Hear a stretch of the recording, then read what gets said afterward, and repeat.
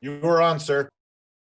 Okay, I would like to call to order the Special Finance Committee budget hearing of July 22nd, 2020 at approximately 1 p.m. Can I have a roll call, please? Yes, you sure can. Counselor Carol Romero Worth. Yes. Counselor Signe Lindell. Yes. Counselor Renee Villarreal. Yes. Counselor Jamie Cassett Sanchez. Here. And Counselor Romana Beta. Here. Okay, so approval of the agenda, we will start where we left off yesterday, which will be, we will hear from tourism. Then we will go to today's agenda, which is human resources, ITT, and finance. Is there any changes to the agenda from staff? No changes, Mr. Chairman. Okay, any changes from the committee? Move to approve. Okay, we have a motion Second. and a second. You can have a roll call, please. Counselor Carol Romero Worth. Yes. Counselor Signe Lindell. Yes. Counselor Renee Villarreal. Yes. Counselor Jamie Cassett Sanchez. Yes. And Counselor Romana Beta. Yes. Okay, so let's go ahead and let's start with tourism. Mr. Chairman, members of the committee, I thank you for hearing the tourism budget today. As I think you probably all know, tourism is fully funded through lodger's tax. There is no general fund dollars that come into the tourism department. There are some earned revenues that come in through the convention center and some advertising sales, but the primary funding source is lodger's tax.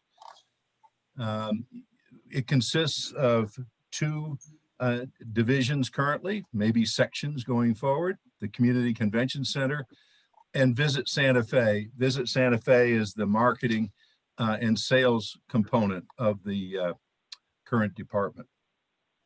Next slide. This indicates a reduction of $675,000 or 5% from the budget. But as you'll see getting into this, there's actually a larger reduction because that calculation includes a pretty significant transfer of funds from one section to another, which to cover the debt service. Right now, we're having no personnel changes other than some salary modification for the director. This is the convention center budget for Tourism Santa Fe. Wages are showed to be down by $261,000. That's primarily a result. There were three positions carried by the convention center in the last fiscal year budget, two park ranger positions and one special event position that were basically going to be loaned to the Parks Department. One of those park ranger positions was filled, and I believe has been transferred this year in this new budget to the Parks Department. The other two positions were not filled and were eliminated. There's also there are two vacancies in this department, one litter patrol position and a custodial position. Both of those may be filled by transfers from the parking department, I've been advised. Under contracts and utilities, $65,000 reduction. 55,000 of that is in utilities, and just because of the lower usage we anticipate for the building, as well as some cost savings measures that the operations manager has made in the building. We did changed out all the lighting in the ballroom this past year to LED, which will reduce the power consumption. So it's the combination of lower usage and that very good modification that was done to the building. And then another 10,000 in contracts. The larger of those was we had a twice a year window washing contract that we are going to be bringing in-house and using our own personnel for that work to be done. Supply is down by $79,000, again, due to anticipated reduction in usage of the building, as well as we eliminated a $11,000 software need, and uniforms are now handled through payroll. I'd point out that the other operating costs are up by $345,000. That's primarily due to a shift that you'll see when we get to the other division budget in advertising to better align with the funding coming into each one of these divisions based on the formulated split for lodgers tax. So $532,000 was moved out of Visit Santa Fe, put into the convention center as a part of the advertising. Capital outlay is down by $2,376,000. We had, in addition to the lighting project that I already mentioned this past year, we had 3 other projects that had been envisioned to be done. Renovation of the second floor terrace area, some expansion of our storage, and the balance of the LED lighting change out in the smaller meeting rooms.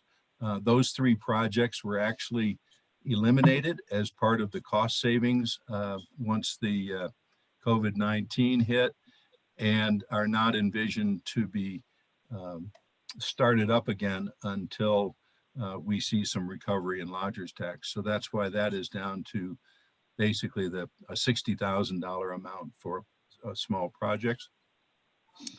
And this is the big transfer out that you see, the $3,273,000, which relates to the enterprise debt service and costs related to the debt just down below it. It's merely a transfer from 520 into 560, which from my standpoint overstates the actual expenditure budget by that amount of $3,273,669. With that, I'd stand for any questions on this budget. Thank you, Mr. Randall. Questions from the committee?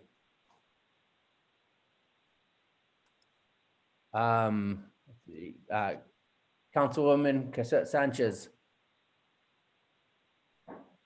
Thank you, Mr. Chair, and thank you, Mr. Randall. I was hoping to hear a little bit more about what's going to be going on at Convention Center this year, since so much of what normally happens at Convention Center is no longer going to be happening. Similar to what I had expressed yesterday with recreation, is a concern to make sure that we are looking at other opportunities for our employees to continue working towards the division's mission while normal workflow is going to be interrupted by the pandemic. So I'd like to hear a little bit more about some of those possibilities from you.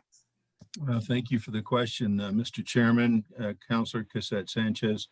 We've been using the current team to do a tremendous amount of deferred maintenance that a 70,000 square foot building accrues over a period of time as it's been in its constant use. We've still got about 68 or 70 small projects that we'll be working on that will take us out all the way through the fall, presumably into the winter. We are amazingly going to be having a meeting there next week that will engage our team a little bit. It's with the U.S. Census is going to be doing 3 training sessions on Tuesday, July the 28th. This was these are meetings that have been given an exemption by the state against the mass gathering restrictions. because it is a federal government request. And we're quite excited about the opportunity to test out some COVID-safe practices that our director and the team have put together.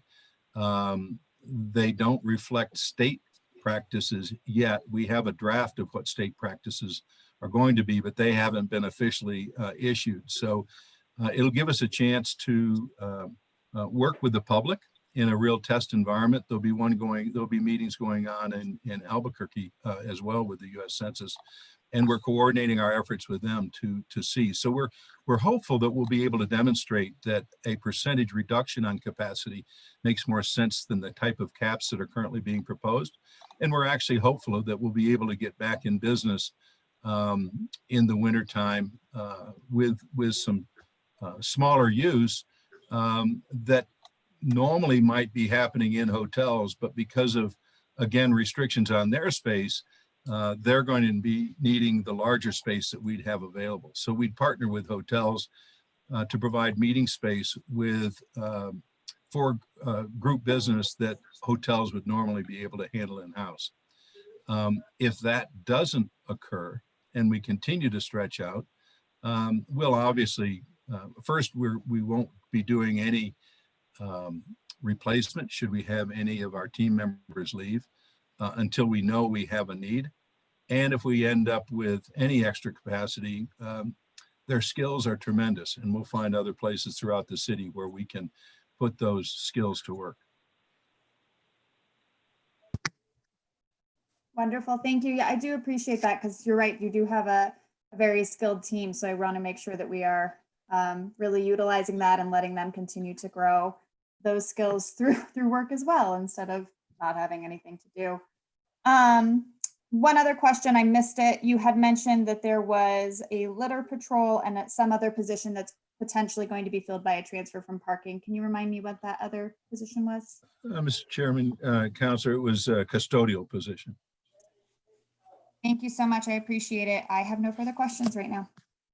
Thank you. Councilwoman Villarreal. I think Councilor Lindell was next. All right. Councilwoman Lindell.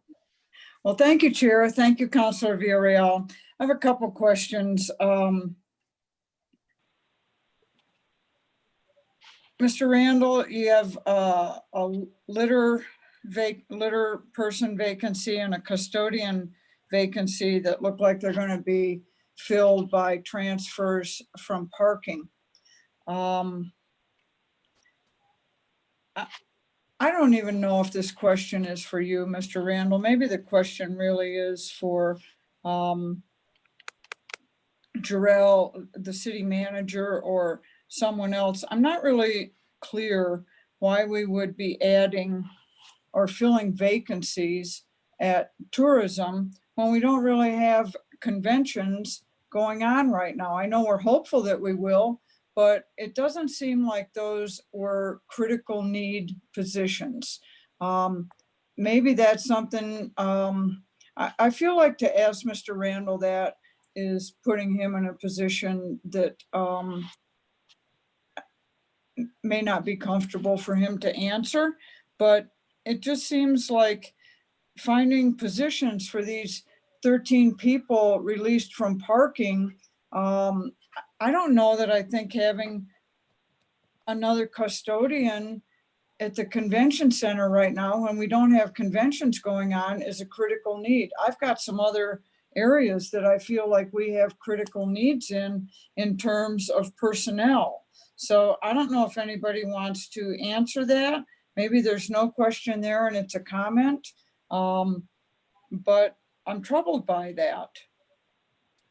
Mr. Chairman, Councilor Lindell, let me just first say that our intent, clearly the litter patrol position, I think is very important. Tourism has, through our litter patrol, has picked up where parks had some shortfall in being able to do weekend trash. Tourism's taken the lead on that because of the temps that had to be let go during the cutbacks. And so the intent for the litter patrol, we certainly can keep that position fully engaged. And our thinking was, with the other custodian coming in, that we would use that person. There's actually 3 positions for litter patrol, one of which is on a hiring freeze, and that we'd go ahead and use that 3rd person for litter as well to give us better coverage. But that was our intent with these 2 positions. Mr. Chair, Counselor, if I'd like to ask our HR Director Bernadette Salazar to walk through the way we went about finding positions for those transfers, if I may. Yes, Ms. Salazar.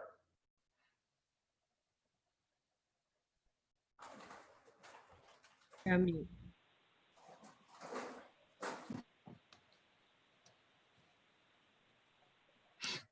Okay, sorry. In looking at those positions and trying to ensure that we preserve the jobs of the employees who are from parking, that the positions are being eliminated, we looked at skills, abilities, knowledge, and we also compared salary ranges. And as Mr. Randall has explained, the need for additional litter pickup and assistance in other departments during the transition of COVID safe practices that other city facilities need to perform, we can also reassign if necessary. So we believe that that was an adequate position to transfer this employee into.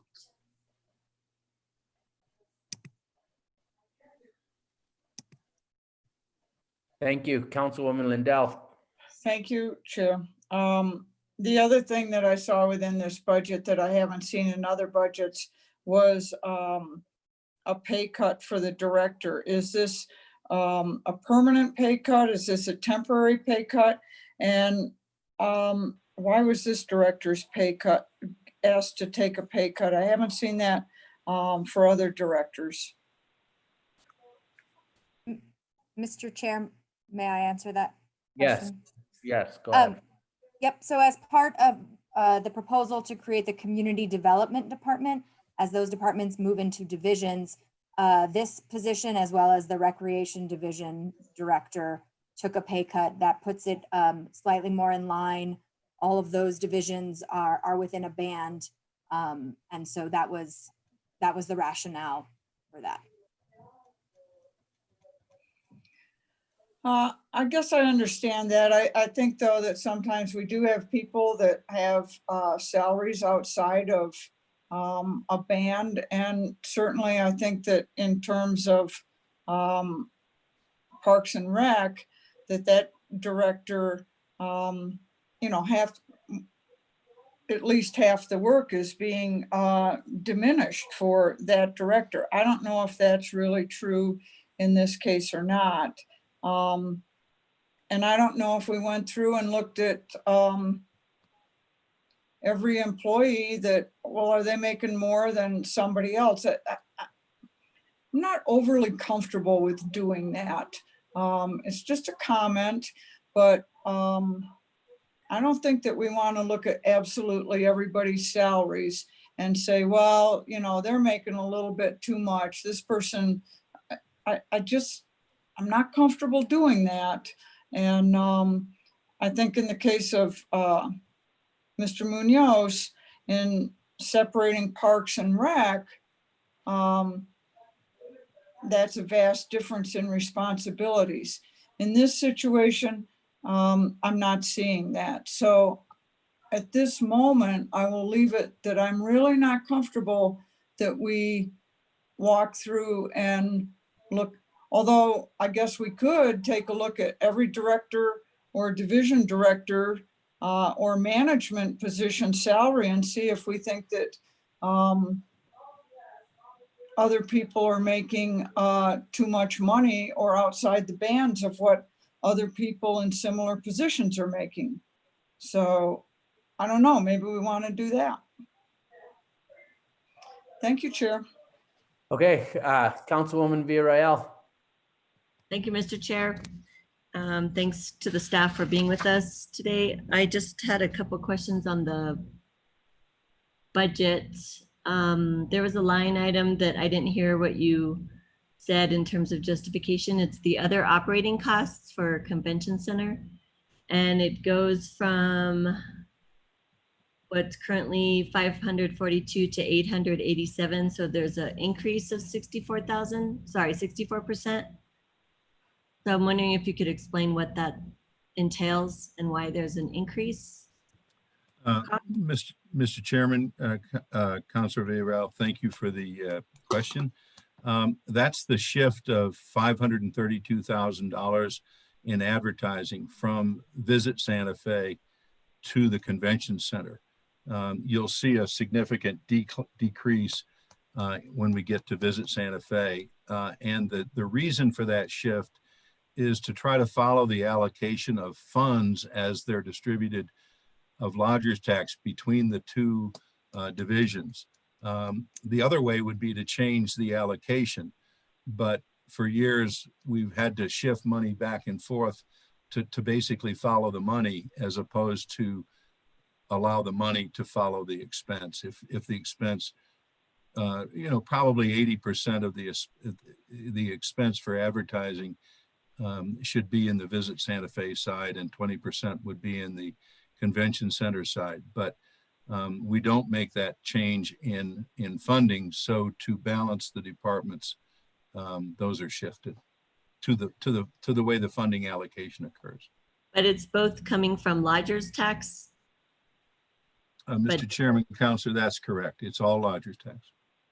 So then what is I don't quite understand the division. You have to decide each year how much goes to convention center and how much goes to Visit Santa Fe?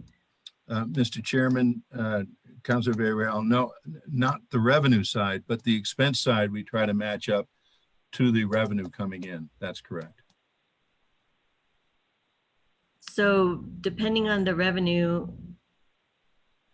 then how do you, I don't quite understand how you decide what percentage goes to Visit Santa Fe and which one goes to Convention Center.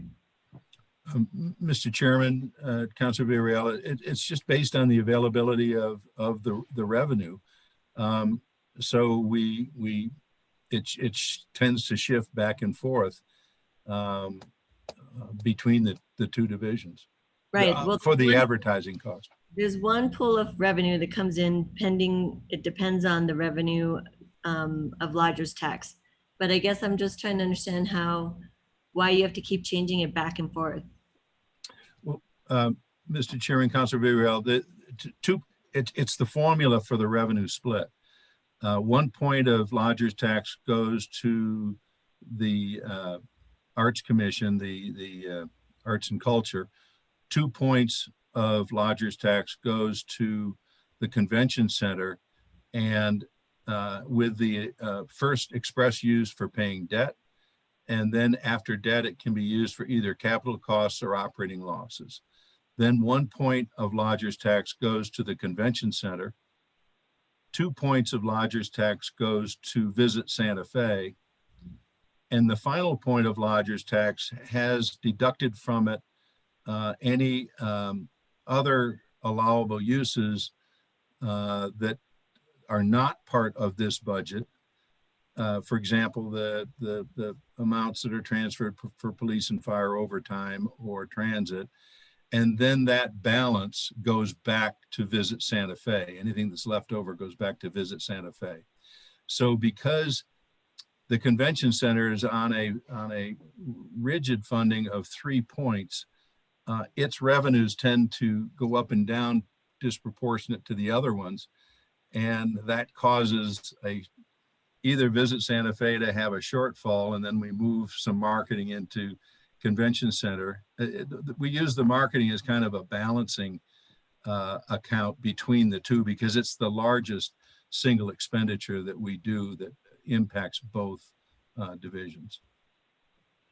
Okay, that makes sense. I think what would help from finance is to give us a breakdown. We asked about breakdowns and required allocations from different funding sources. We haven't gotten that yet, or at least I haven't seen it yet. So I'm asking finance in lodger's tax. It would help to understand that breakdown that Mr. Randall just described, as well as the percentage that goes to Arts Commission and the leftover, what you said was kind of leftover, that part of it's used for community services. Just so we can understand how that's going to be distributed this time. Because I think it changes. And in the case that we're in this budget deficit, I think it might be different than what we've done in the past. Mr. Chairman, Counselor, we'd be happy to provide that information. That'd be helpful. Let's see, the other question I had was, so litter patrol, I'm just curious if we've had problems with the, now that people are eating outside more often, there's a lot more trash generated at the plaza. And we had some problems during a holiday weekend, and there was not enough park staff to cover that. So I'm wondering then, with the litter patrol person not being eliminated, if that person can then be focused on, obviously they may move around like Ms. Salazar said, but that there's a priority, because if we don't have enough staff in parks, then they would need to be helping out with that aspect. Is that what we're gonna see for the? Mr. Chairman, Councilor Villarreal, that's actually what took place. After that, we had the litter patrol on just a regular 5-day-a-week schedule, and prior to the reduction in force in parks of the temporary workers, we had not had extra emphasis on the weekends. We'd only had a person. So after that one situation where, as you point out, and frankly, while we had fewer visitors, the amount of litter that was created was increased. So after that one situation, we rescheduled the litter patrol people, and we've had 2 people in that role. Our second litter patrol person, his last day was a week ago. So we've focused both people on the weekends, and we've expanded their responsibilities. They had not had the responsibility of emptying trash. Their purpose was to pick up litter off the ground or in the streets, but the parks was handling the trash. So we again shifted their responsibility on the weekends to also deal with the trash situation. So yes, that's exactly what we did, and that's what we plan to continue, because Great. while we have reduced traffic, we can't look worse. We've got to look better. Well, more people are, I mean, even though there's less activity, there's still more people eating outside and spacing from each other. So if you could just make sure to coordinate with Mr. Munoz and their team to figure out when is best time for the litter patrol to be on, so that it fills the gap when parks cannot be around. I guess the overall question, looking at the convention center budget and realizing that there's considerable reduction of activities and probably will continue in that vein for who knows how long. I guess I was just thinking the things would shift a little bit differently for you all, that there would be higher reductions of expenditures based on the fact that there's less activity happening, events per se.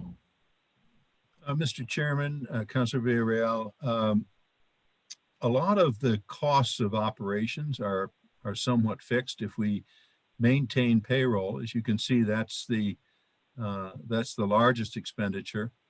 Of the $887,000 of other operating costs, 550 of that is advertising, and the balance, the R&M, the repair and maintenance, needs to continue, and actually is almost increased a little bit as we focus our workers on doing repair and maintenance as opposed to setup. And they need supplies and they need materials as they're doing the painting and the repair and the other work that's going on. And then the operating supplies is the main place that we see, well, and utilities. We do have utilities down by $55,000. 40 of that is electricity. But again, you keep the air conditioning going, and you keep the building in working condition. And there's kind of a minimum as to what electric we require. It may end up being a little bit less than that's the beauty, is if we do control that cost to the best we can. I mean, we could come in a little under budget on that, but we're already down to about $125,000 a year, I believe it is. And 2.5 years ago, it was close to $200,000. So it's been significantly reduced through the energy savings. And now we're taking it down another 25,000 based on the drop in occupancy. And I guess I'm not really talking so much about convention center staff, because if there was a lull or the fact that there aren't events, that we could move them in other places for the city needs if needed later on. What I'm trying to figure out, maybe you could explain, or Mr. Carr could describe what you all are doing now, since you're not booking any events at the moment. And I'm just curious what you all are doing in terms of activity to promote tourism and events, seeing as that nothing's certain. So I'm not sure if anybody's actually booking anything into the future. Could you describe that a little bit? Mr. Chairman, Councilor Villarreal, we certainly can. And I was going to get into that a little bit more as we moved on to the Visit Santa Fe budget, because that's part of that component. But we can do that then once we get into that next section, if there's other questions specifically about the convention. So I can yield the floor until then, Mr. Chair. Thank you, Councilwoman Villarreal. Councilwoman Romero Worth. Thank you, Mr. Chair. Randy, just the revenue, how it's dispersed that you were just outlining for Councilor Villarreal, what dictates that? Is that a law? Is that who decides how that money gets sprayed around? Mr. Chairman, Councilor Romero Worth, the only restriction in the law, in the lodgers tax law, is that 50% of the collections have to be spent on marketing and sales activities. The other has more flexibility with it. And the 2 point, that's of the 50% of the 5 points of lodgers tax. Santa Fe has 2 extra points of lodgers tax that takes it up to 7%.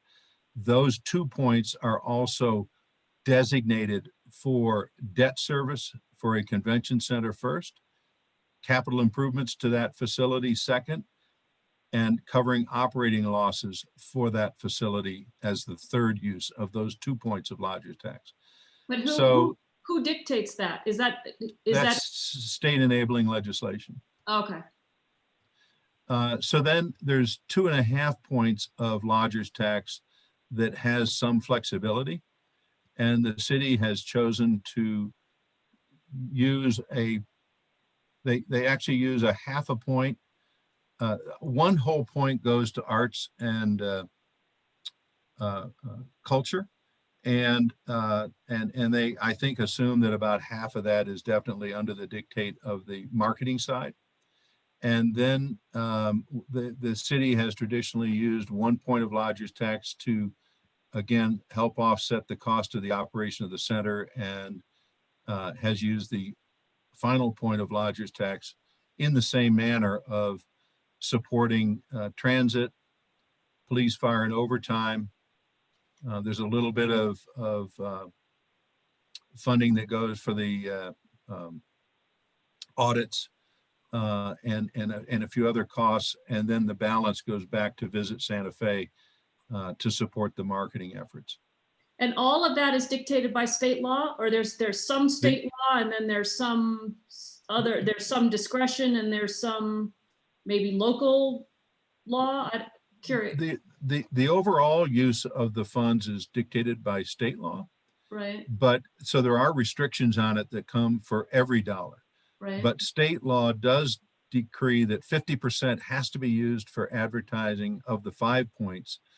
And the 2 points that were special for Santa Fe must be used for the debt service, capital, and operating losses that I mentioned for the convention center. Those are the ones that are specific to those uses. And then, as I say, the balance of it has some general restrictions that preclude, it has to be tourism related in some way. It can't be used for affordable housing or other needs that are non-related to tourism.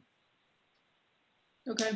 On your, I guess it's your contractuals and utilities, you said 55,000 was going to utilities. What, I missed if you said it, what the other 10,000 is being spent? Yeah, about 7,500 of that was a window washing contract. We had a professional company come in twice a year to do indoor and outdoor window washing. And 2,500 of that was for chemical supplies for the kitchens.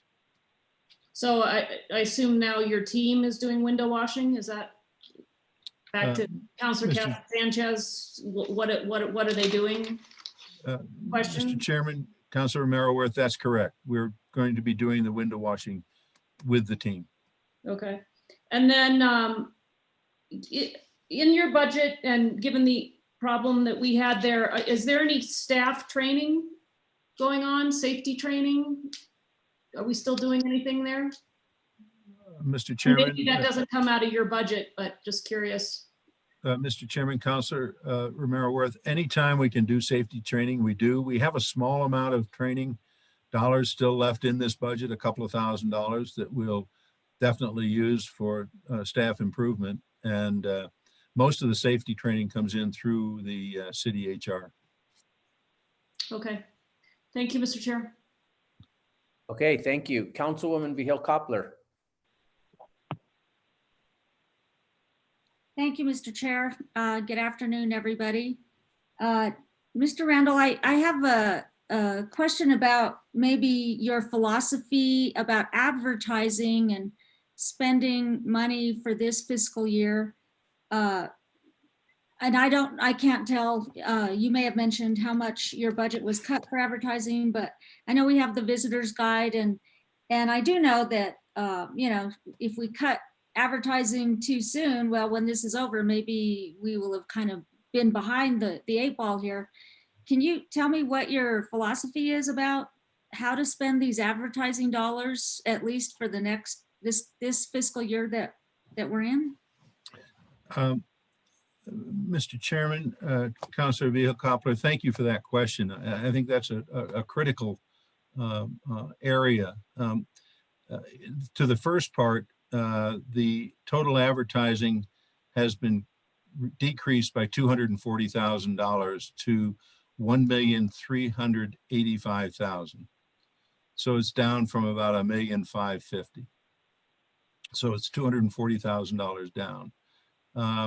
And we are able to, we have about $200,000 that was committed in this last fiscal year that we put a hold on because it's actually been in the hands of the agency, but we held the advertising because of the 14-day travel restriction coming in state.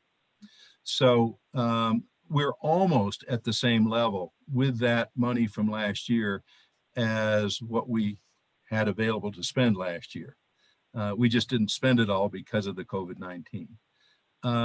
I feel that from a philosophy standpoint, we need to, one, be sure that we're very flexible in how we can spend our money. We had started in June with an advertising program in the drive market.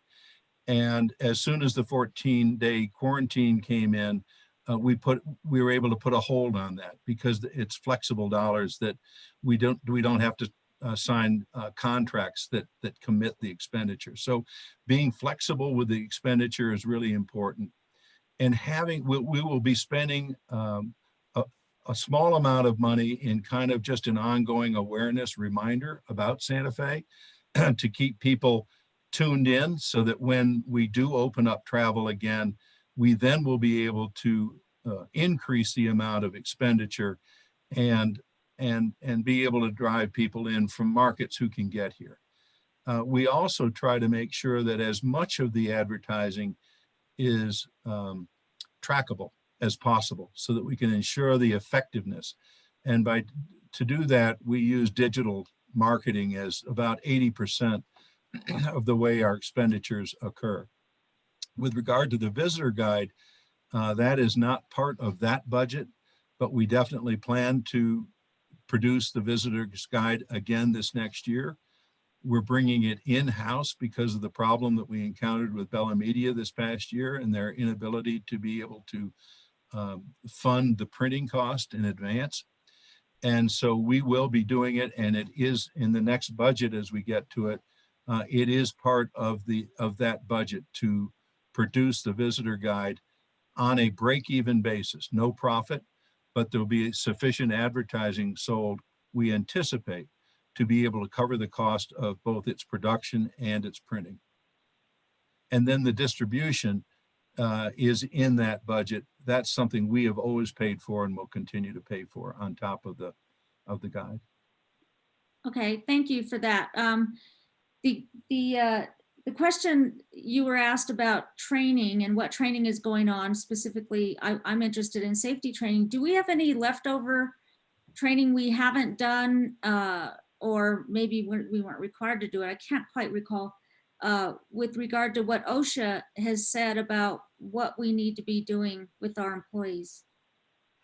Mr. Chairman, Councilor Vihel-Coppler, to my knowledge, we have kept pace with the training that's required there.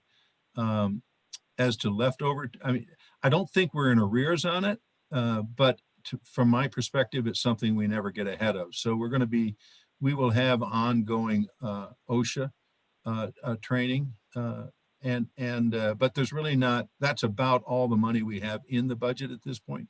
There's really not much other self-enhancement training. Okay, thank you. And then with regard to Councilor Lindell's discussion about the employee assignments and salaries, I just want to mention it's not uncommon for employees to make more than their supervisors in some instances. But I think with Ms. Salazar's discussion earlier, wherein she went over how these positions were reviewed in order to assign them. I know some of her discussion gave a little more liberty because of the emergency resolution on COVID. But I think maybe we should just be sure we keep an eye on certainly the emergency situation, but if this organization is approved and it is something that stands for the future, then I think we need to keep an eye on how we rate or analyze these positions, making sure that they're following the personnel rules and such. I do have a question, and I believe it's only these two divisions within this department, and perhaps either the city manager or the HR director could answer, and that is how are you all handling the or how will you handle the status of these two positions?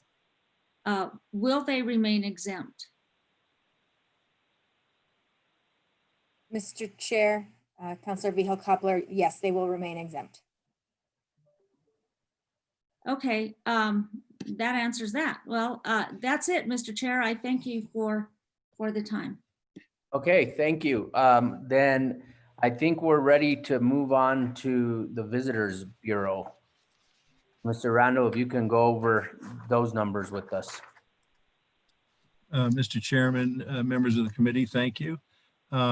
Here you'll see a slight increase in overall wages and benefits, primarily due to the lower percentage of vacancy credit.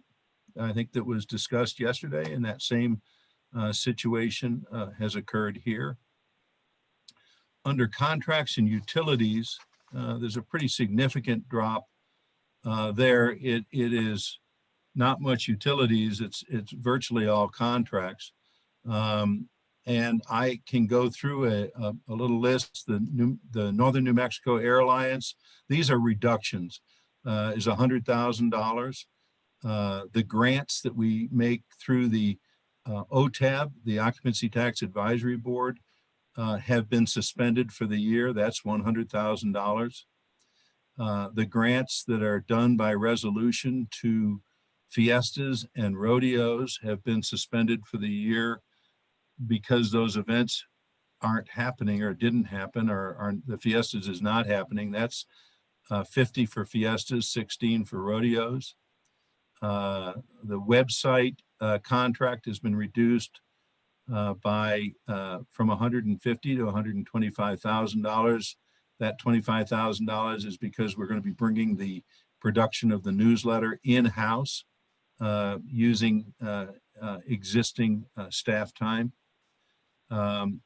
We eliminated an ongoing support, the support that was planned for Literature Week, which was $50,000. Another $50,000 is reduced for new event and that we've been doing regularly. $10,000 for Plaza Wi-Fi, and an additional, there was $100,000 in the fiscal year 20 base that was actually again, it related more to the Northern New Mexico Air Alliance.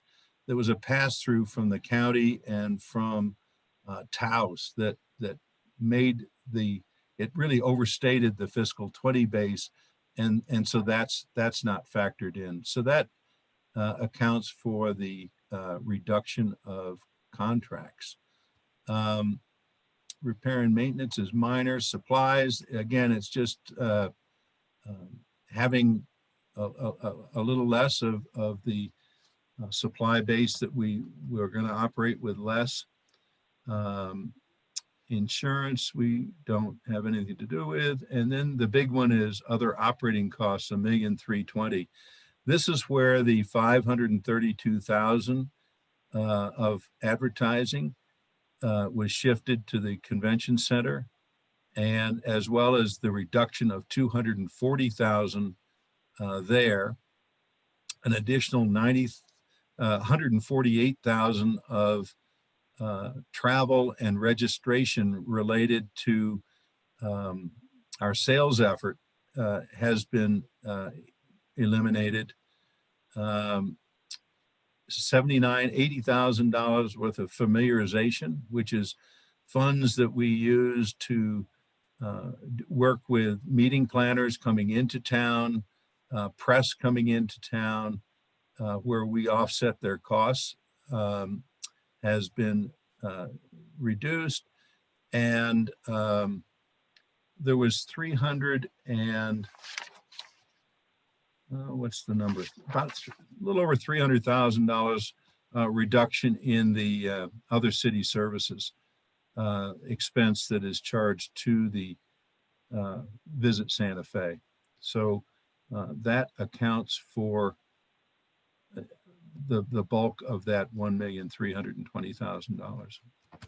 With that, I'd stand for the questions, and we can at this point, if you'd like, discuss a little bit more about how we're modifying our sales approach.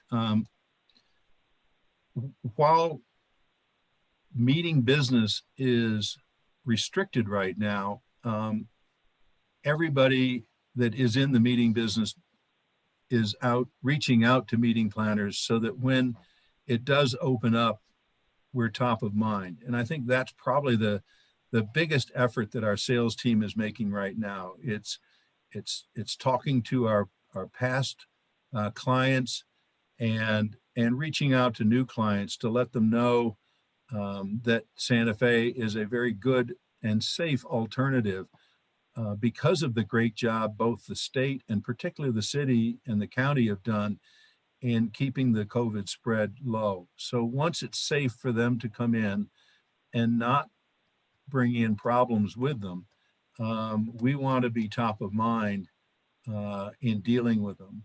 We've done most of that in the past, or I shouldn't say most, but at least 50% of the sales effort has been through the attendance of meeting planner events elsewhere. That was the $90,000 in registration and the $50,000, $58,000 worth of travel that we've eliminated. Because we've eliminated that person-to-person contact that we expected to use through our prospecting, they're spending far more time on the phone and in Zoom relationships with, as I said, past and future meeting clientele, so that we're top of mind when we can start bringing them back in. I don't know, David, do you have anything you want to add on that?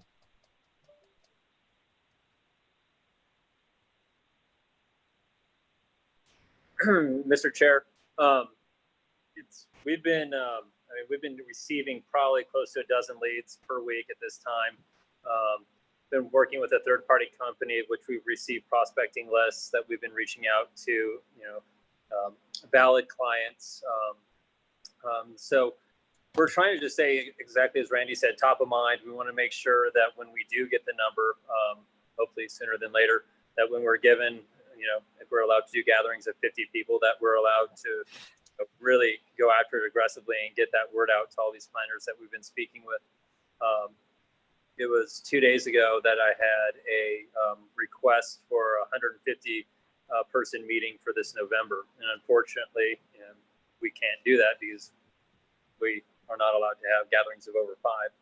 And so we're really just trying to be proactive, making sure we're reaching out to everybody that has either inquired with us and not booked, those that have booked with us, and then really trying to get out in front of other planners, their prospecting efforts. So that's what my team has been currently doing. The conference service team has been real busy. Unfortunately, we've had a ton of cancellations, and with weddings, quinceañeras, a lot of local events, and they are really wanting to book those events. We have been putting holds on through September, October, November, December, trying to get those events rebooked. But until we have the go-ahead from the governor's office, we're kind of in a standstill. Mr. Chairman, David brings up a good point too, that we have maintained in this budget the third-party companies that provide qualified lead generation to our salespeople. So our salespeople aren't just dialing for dollars. They're actually working with meeting planners who've been qualified as a good potential for booking business in Santa Fe. So with that, I'd stand for additional questions. Okay, I see Councilor Lindell's hand up and Councilwoman Villarreal's. Councilwoman Lindell, did you have questions? No, I just had one quick comment, Chair, that I really appreciate the work of this division. We have to keep reminding ourselves that the world we're living in today is not forever, and we have to continue promoting and planning for a really robust future.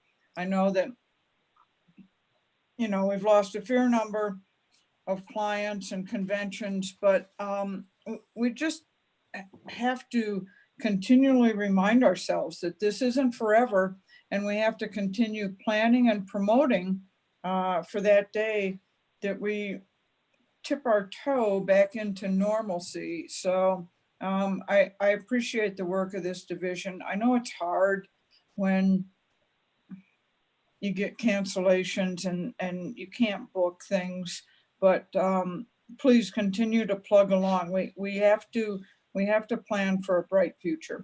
Thank you, Chair. Councilwoman Villarreal. Thank you, Mr. Chair. Thank you, David, for giving us details about what you're working on. So are you booking things out, like how far in advance are you seeing things being considered from groups? Mr. Chair, Councilor Villarreal. Sorry, Right, how far into the future is what I meant to say. yeah. Right now, we just received a lead, I think it was last week, for February 2022, roughly 1,400 attendees. So, I mean, we're booking out as far as 2024 right now. And so groups are beginning to look further as this seems to be, there's no kind of cure in sight. So groups are still wanting to have their meetings, but they're kind of in a standstill, but they're looking further out, knowing that if they can get their meetings on the books further out, at least they'll secure dates. And so, yeah, 2024. Yep, cool.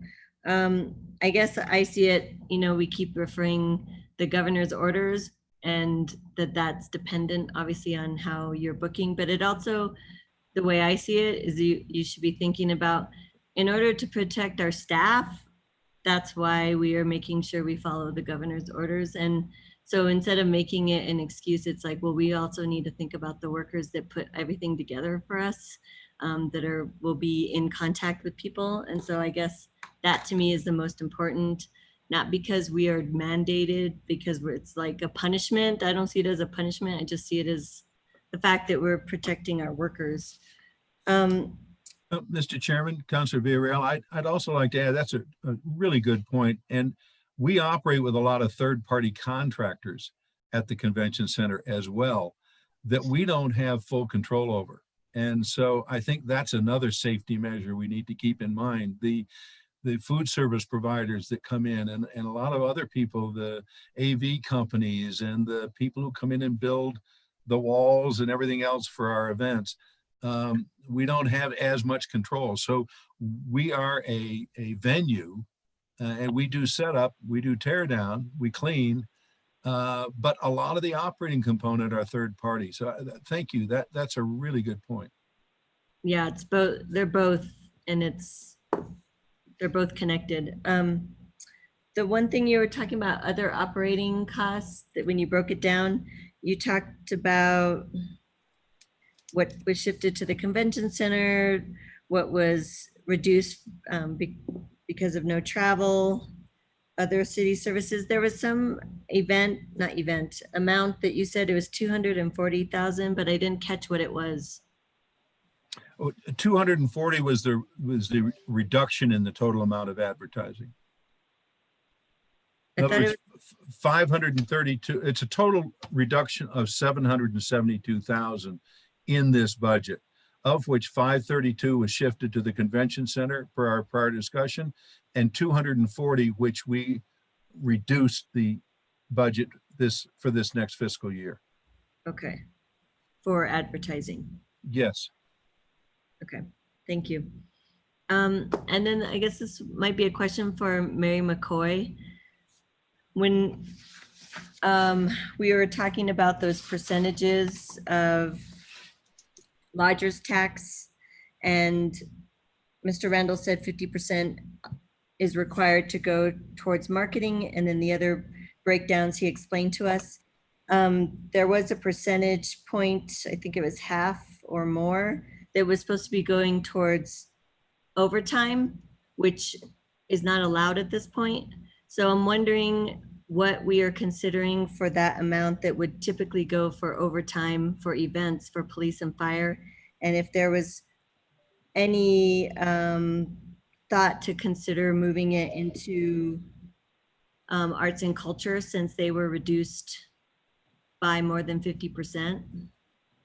Mr. Chair, Councilor, we will take a look at the state law and the city ordinance and get back to you to see if that's a possibility given the laws. Yeah, I think that would be helpful to just understand, especially if we are using it for overtime and we no longer have that line item. And then transit, I know that's an important piece, and I'm wondering, because of the CARES Act funding that covered the majority of the transit budget, if there was another flexibility for that. Unfortunately, the CARES Act didn't cover the majority of the transit budget. Okay, just checking. So if you could get back to me about that other piece, that would be great. That's all I have. Thank you, Mr. Chair. Okay, thank you. Councilwoman Romero Worth.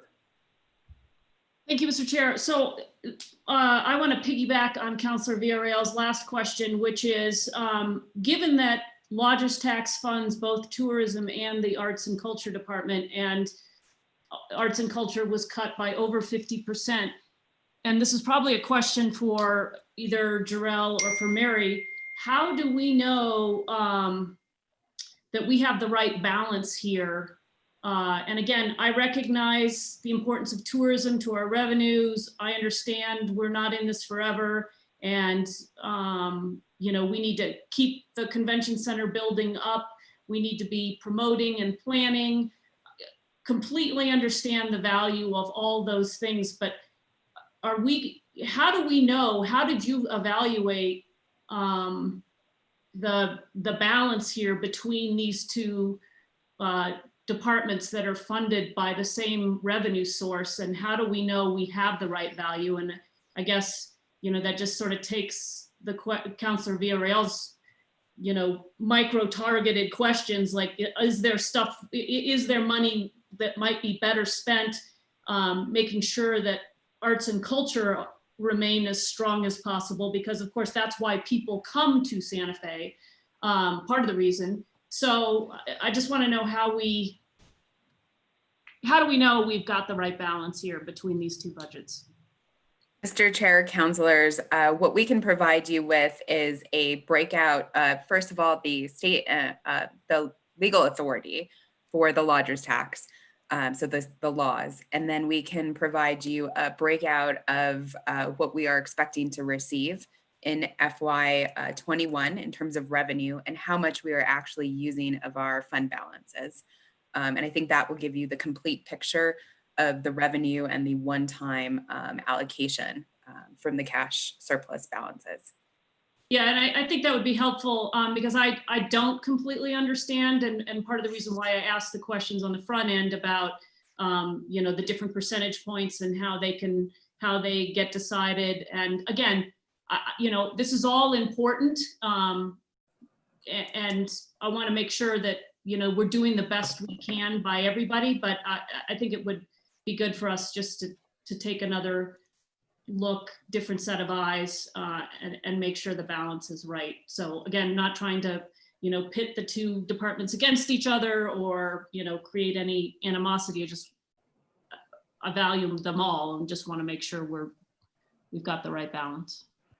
Mr. Chairman, councilors, yes, I think it's actually a great learning opportunity as well, because there are debt service requirements included. And so it's very critical and a non-negotiable part of our expenses going forward over the next few years as we are trying to manage through these shortfalls. Thank you, Mr. Chair. Thank you, Mary. Okay, I don't see any other hands up. Is there a motion regarding the tourism budget? So, Mr. Chair, how do we come back and look at this with the new information? I know we already approved the arts and culture budget, but can we, if we approve this one, can we just ask that we spend a little time next week? Maybe, I don't know. Yeah, I was gonna ask the same thing, Ms. McCoy. So we could approve the budget now, and then can we still have this kind of presentation or tutorial on Monday as to how the two were funded and what decisions were made and why? Mr. Chair, councilors, I think that would be appropriate. Okay. We can still adjust budgets as needed. Right, so move to approve this budget then. Okay, we have a motion. Is there a second? Second. Okay, any further discussion? Now have a roll call, please. Counselor Carol Romero Worth, Yes. Counselor Signy Lindell, Yes. Counselor Renee Villarreal, Yes. Counselor Jamie Cassett Sanchez, Yes. Counselor Romano Beta. Yes. Thank you. Okay, thank you. Thank you, Mr. Randall. Then Thank you. our next department is Human Resources.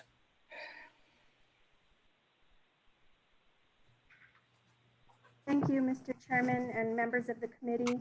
Thank you for providing me with this opportunity to present more information about the HR's budget. In HR, our mission is to provide customers with human resources services to effectively hire, develop, and retain a high-quality workforce for the city of Santa Fe. For fiscal year 21, our total recommended budget is decreased by $827,764. The recommended budget also includes transferring safety positions under the direction of emergency management. However, with this proposed change, HR will continue to perform some of the safety functions, such as duties related to drug and alcohol testing, DOT new hire processes, and substance abuse services for City of Santa Fe employees. The recommended budget also includes 15% furlough for the director, myself, and 10% furloughs for remaining staff for the period of 4 pay periods. The recommended budget also does not include any pay cuts or additional furloughs, and also does not include any pay increases. So to get into the details of what's presented on the screen right now, under the general fund for HR operations, you see an increase of $253,234. And this is a result of what Eli explained yesterday, POL housekeeping. So there's employees that will be moving from different funding sources for employees, to be specific, from different line items into this line item. There's also, if you notice on this line, there's an increase from actually FY19 to FY20. And to clarify why there's this increase, this is where the money was allocated for the class and comp salary increases, as well as collective bargaining salary increases for FY20. The amount will remain in this line item, and the purpose will be to fund, if approved, the retirement incentive, as well as a different way of administering retirement contracts. So the idea would be that instead of an employee who is on a retirement contract being funded or paid their salary paid by their department, they would be paid out of this line item. So that's why you see the increase there.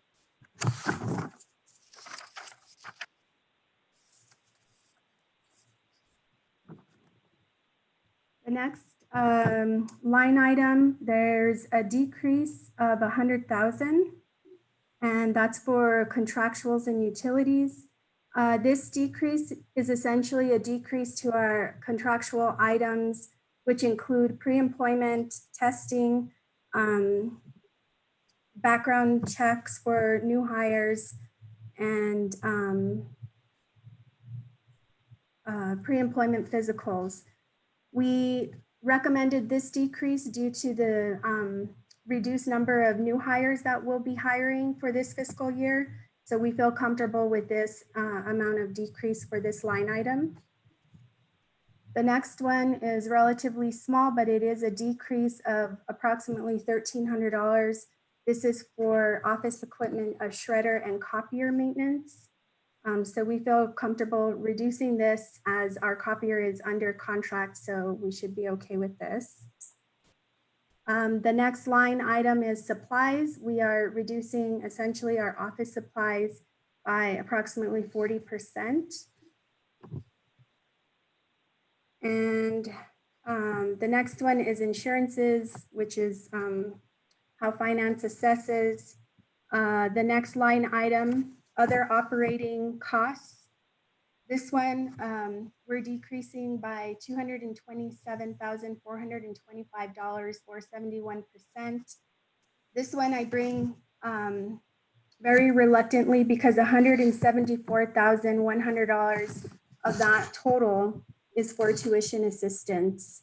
So that one's hard.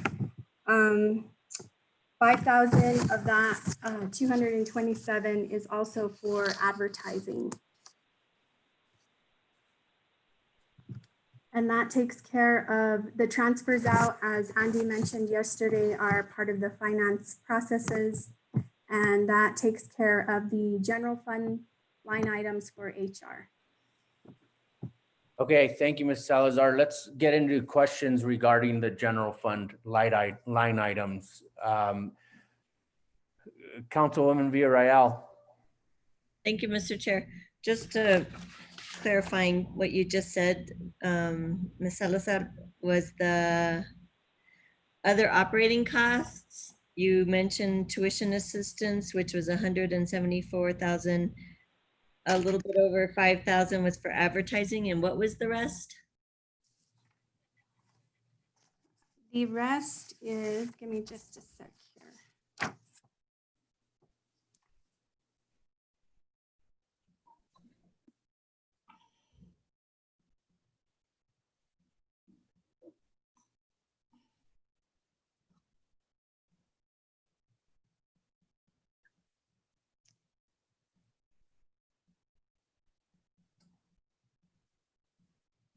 It's the, I'm sorry, it was the services to other departments Okay. that Andy explained yesterday, I believe.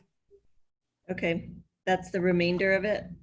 Yes, Okay, which is probably like 40, let's see.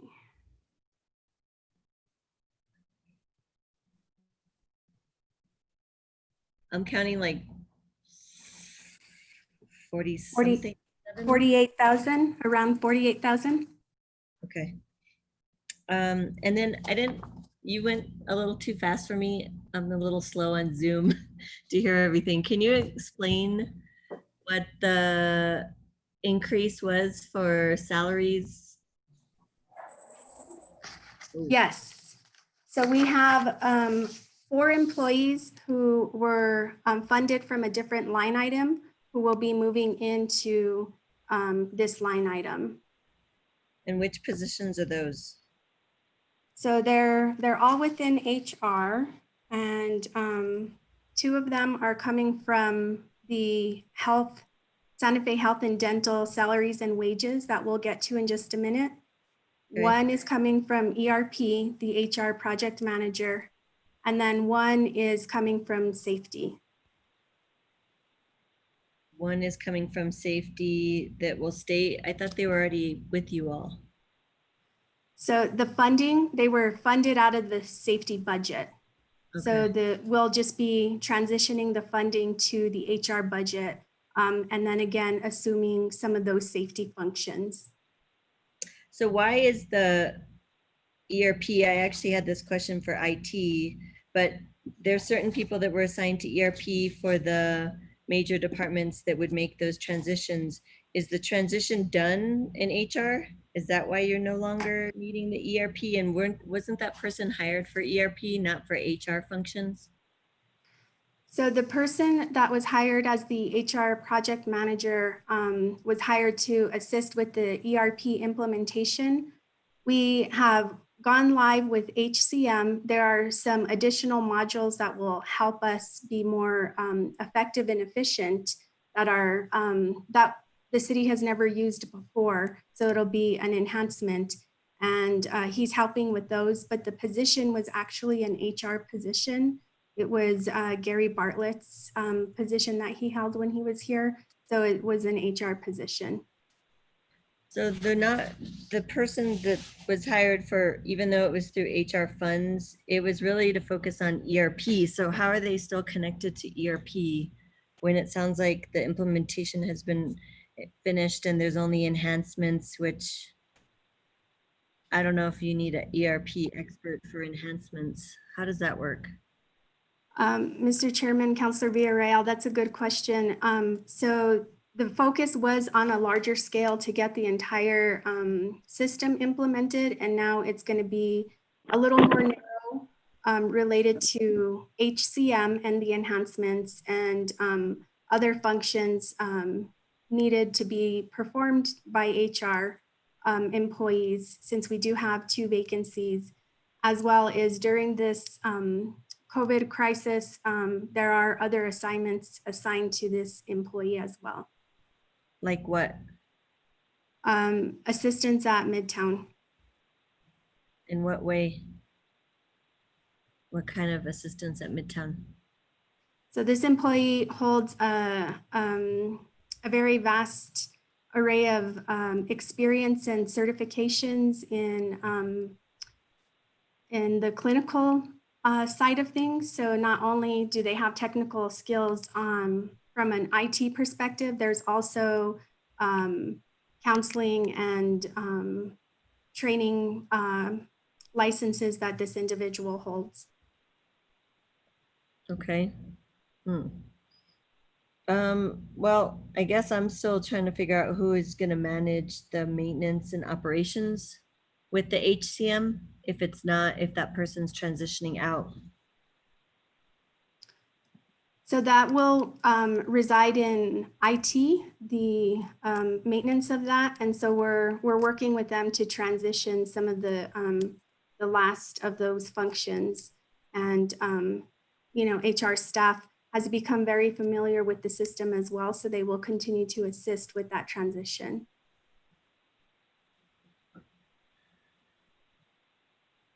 Yeah, the changes confuse me, specifically when people are hired for ERP, but there are still several reporting functions and quality control that that this employee will be assisting with when it comes to HR statistics, benefits administration. So that will be also something that this employee will be assisting with.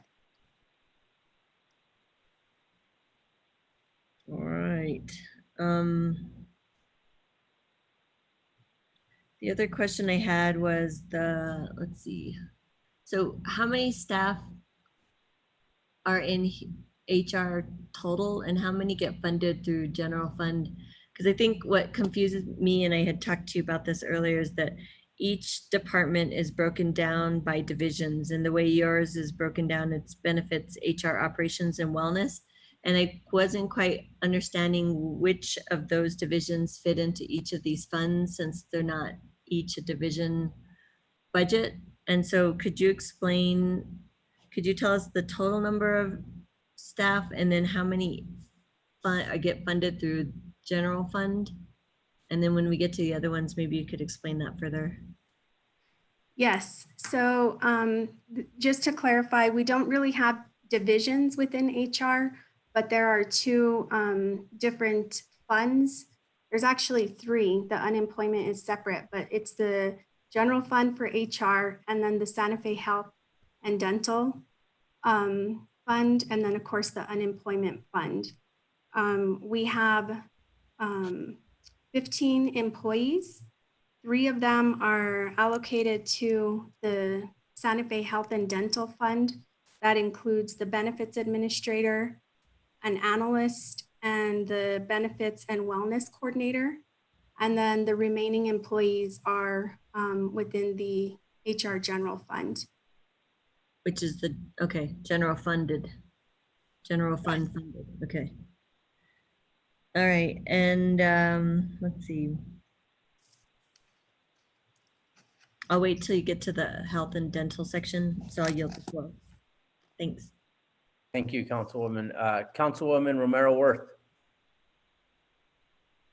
Just a quick question, Mr. Chair.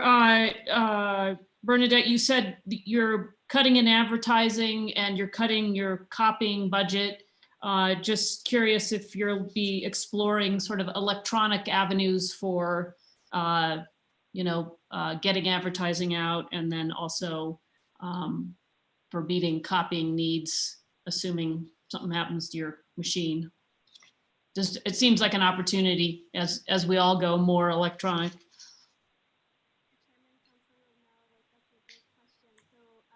Definitely looking at more electronic advertisements and working with different organizations for the positions that we are able to recruit for.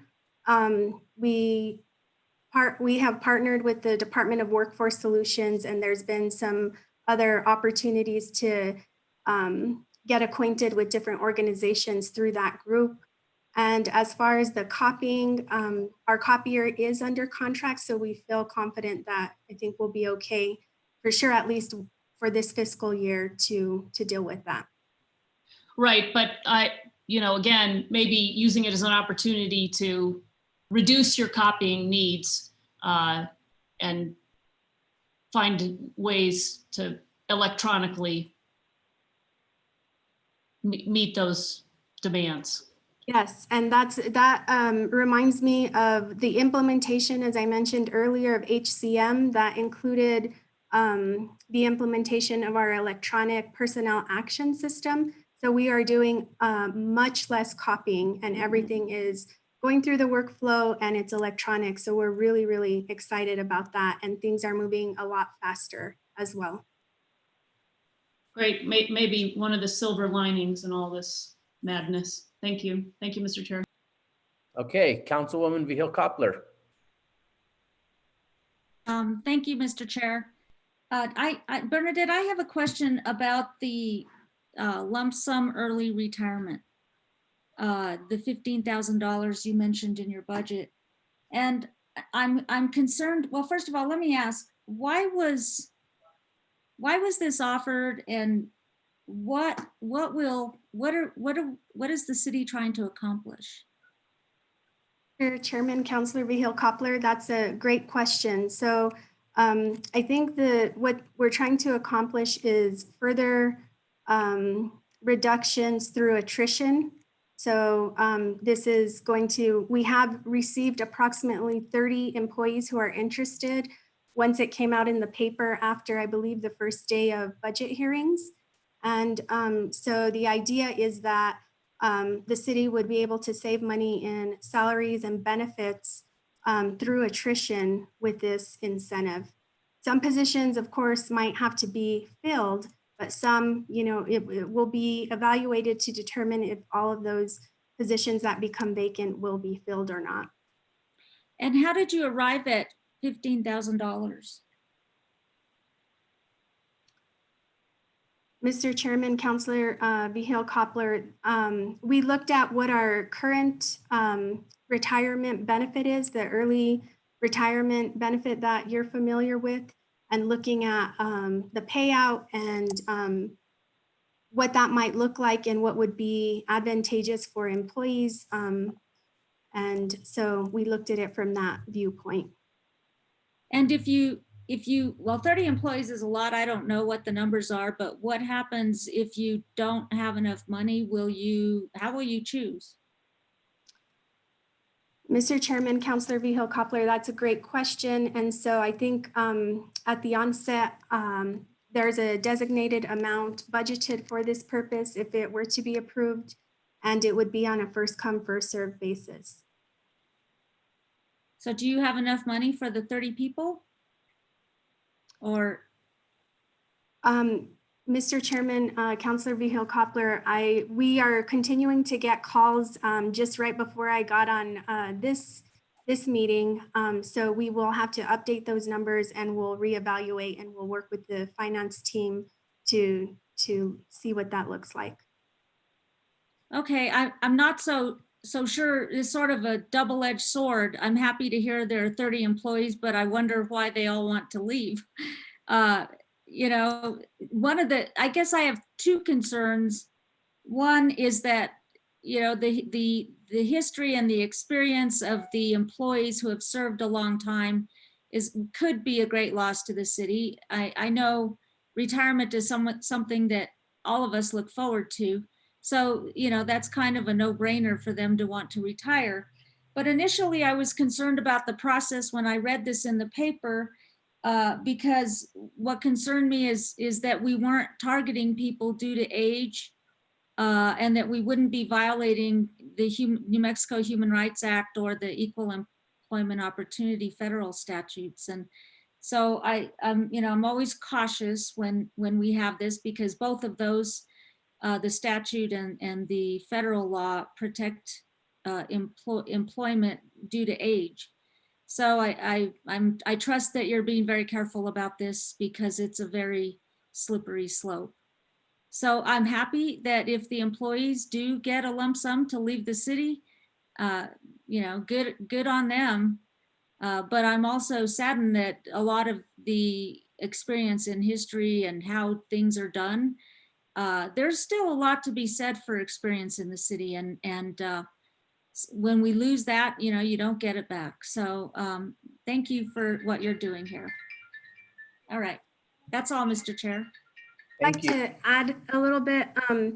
I appreciate your comments, and we absolutely value the knowledge from the city here and the employees. We have a number of employees who just with city service alone are eligible. Some of those employees are not on the list of people who are interested. So some of them would like to continue their employment with the city, even though they've been eligible for a few years or will become eligible. So it's a mix. And I think that due to the pandemic, some people who are close feel like this is a good time for them. Other people are saying, no, now I really want to work because I feel like, it's kind of a mix. So it's nice to hear from employees to get their perspective, but it is a mix. And we're glad that some of the tenured employees are choosing to stay on board because we do really value that, that knowledge from the tenured employees.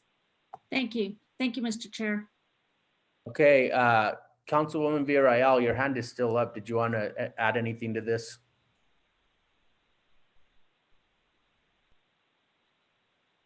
I'll wait till the next section. Thank you. Okay, then Ms. Salazar, can we go to your health and dental section of your budget? Yes, thank you, Mr. Chairman. So the salaries, wages, and benefits, you see a 50% decrease or $216,146. And as I mentioned earlier, this is to accurately reflect where these employees should be paid from, the POL housekeeping. So 2 employees will be shifting to the fund that we talked about earlier.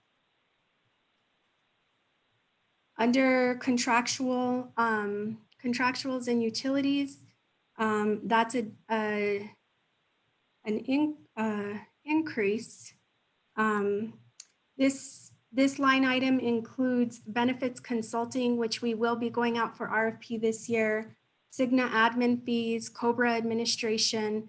So it's a slight increase of 1% or a little over $9,700. The supplies in this area will stay flat. And then other operating costs in this area. This is based on the presentations provided by Aon and all the forecasting with the claims. There will be an anticipated uptick in medical claims, but as we heard throughout all the presentations provided by Aon, we should see a decrease in our prescription claims. So the net is about a 2% decrease or $406,000. And other operating costs will stay flat.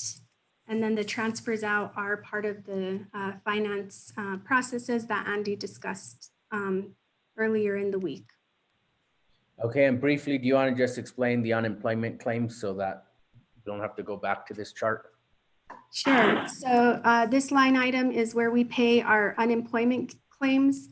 To date, we've had approximately 250 claims submitted.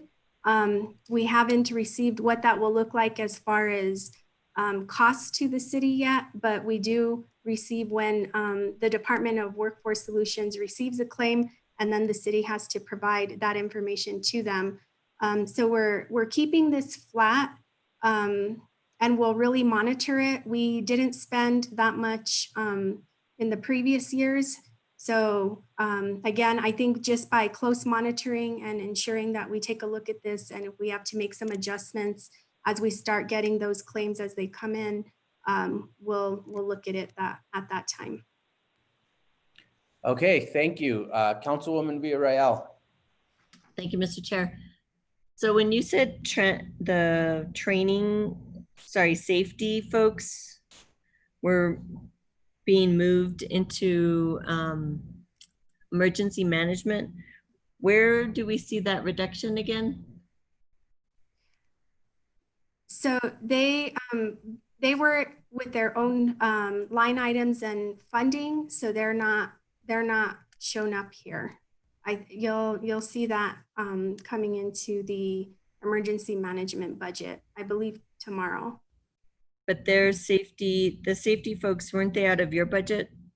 They had their own separate line item. Yeah, I guess I kept thinking it was like a subset of yours, but they were separate from HR and emergency management then? They had their own two-person budget? Mr. Chairman, yes, Councilor Villarreal. So they were similar to the way the Santa Fe Health and Dental budget looks here, or the general fund for HR personnel. So it was separate. It was separate, but under HR? Yes.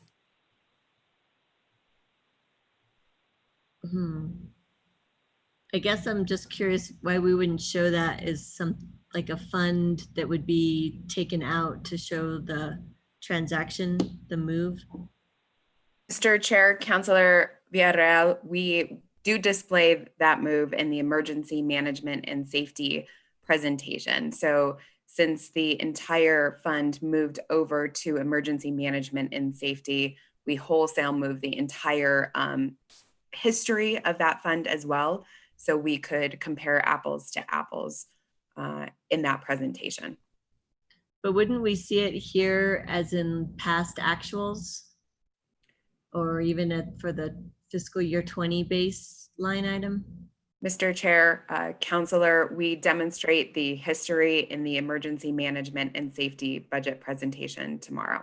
In the safety division table, you will see their historical actuals presented.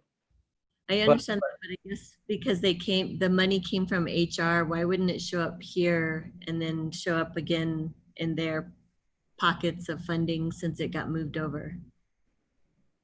Right, is it because like you have Fund 100, Fund 605, Fund 615?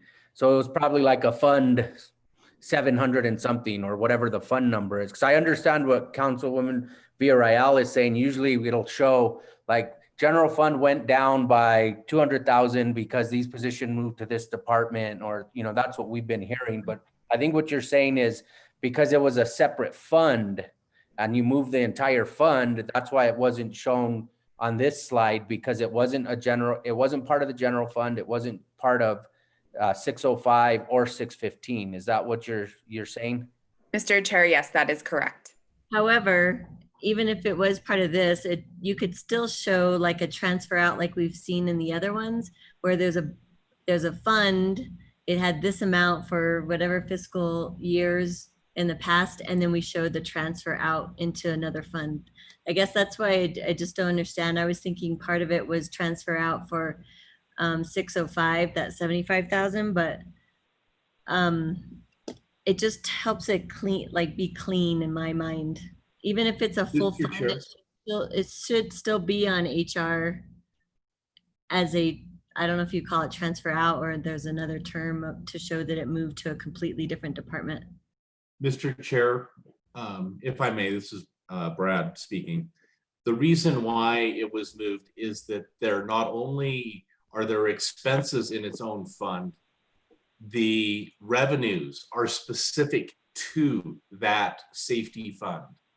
So it's, and that's why we were able to really literally just cut and paste. As you recall from last year, risk and safety were part of finance.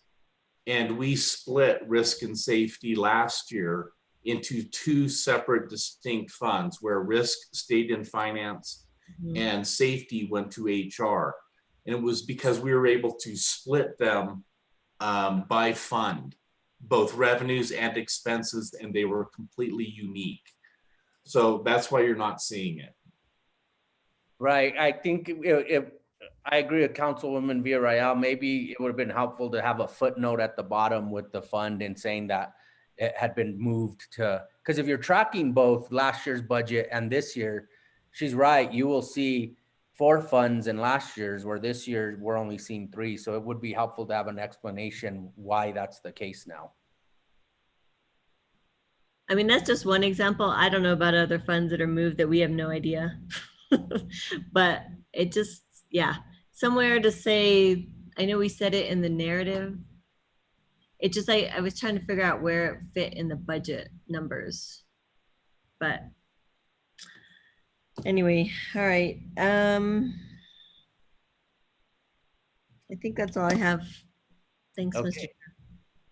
Mr. Councilwoman Vihil Coppler. Thank you, Mr. Chair. I forgot to ask another question on the retirement lump sums. This would be for Bernadette. Bernadette, would the employees who get a $15,000 lump sum in the end, would they be able to set up a retirement contract?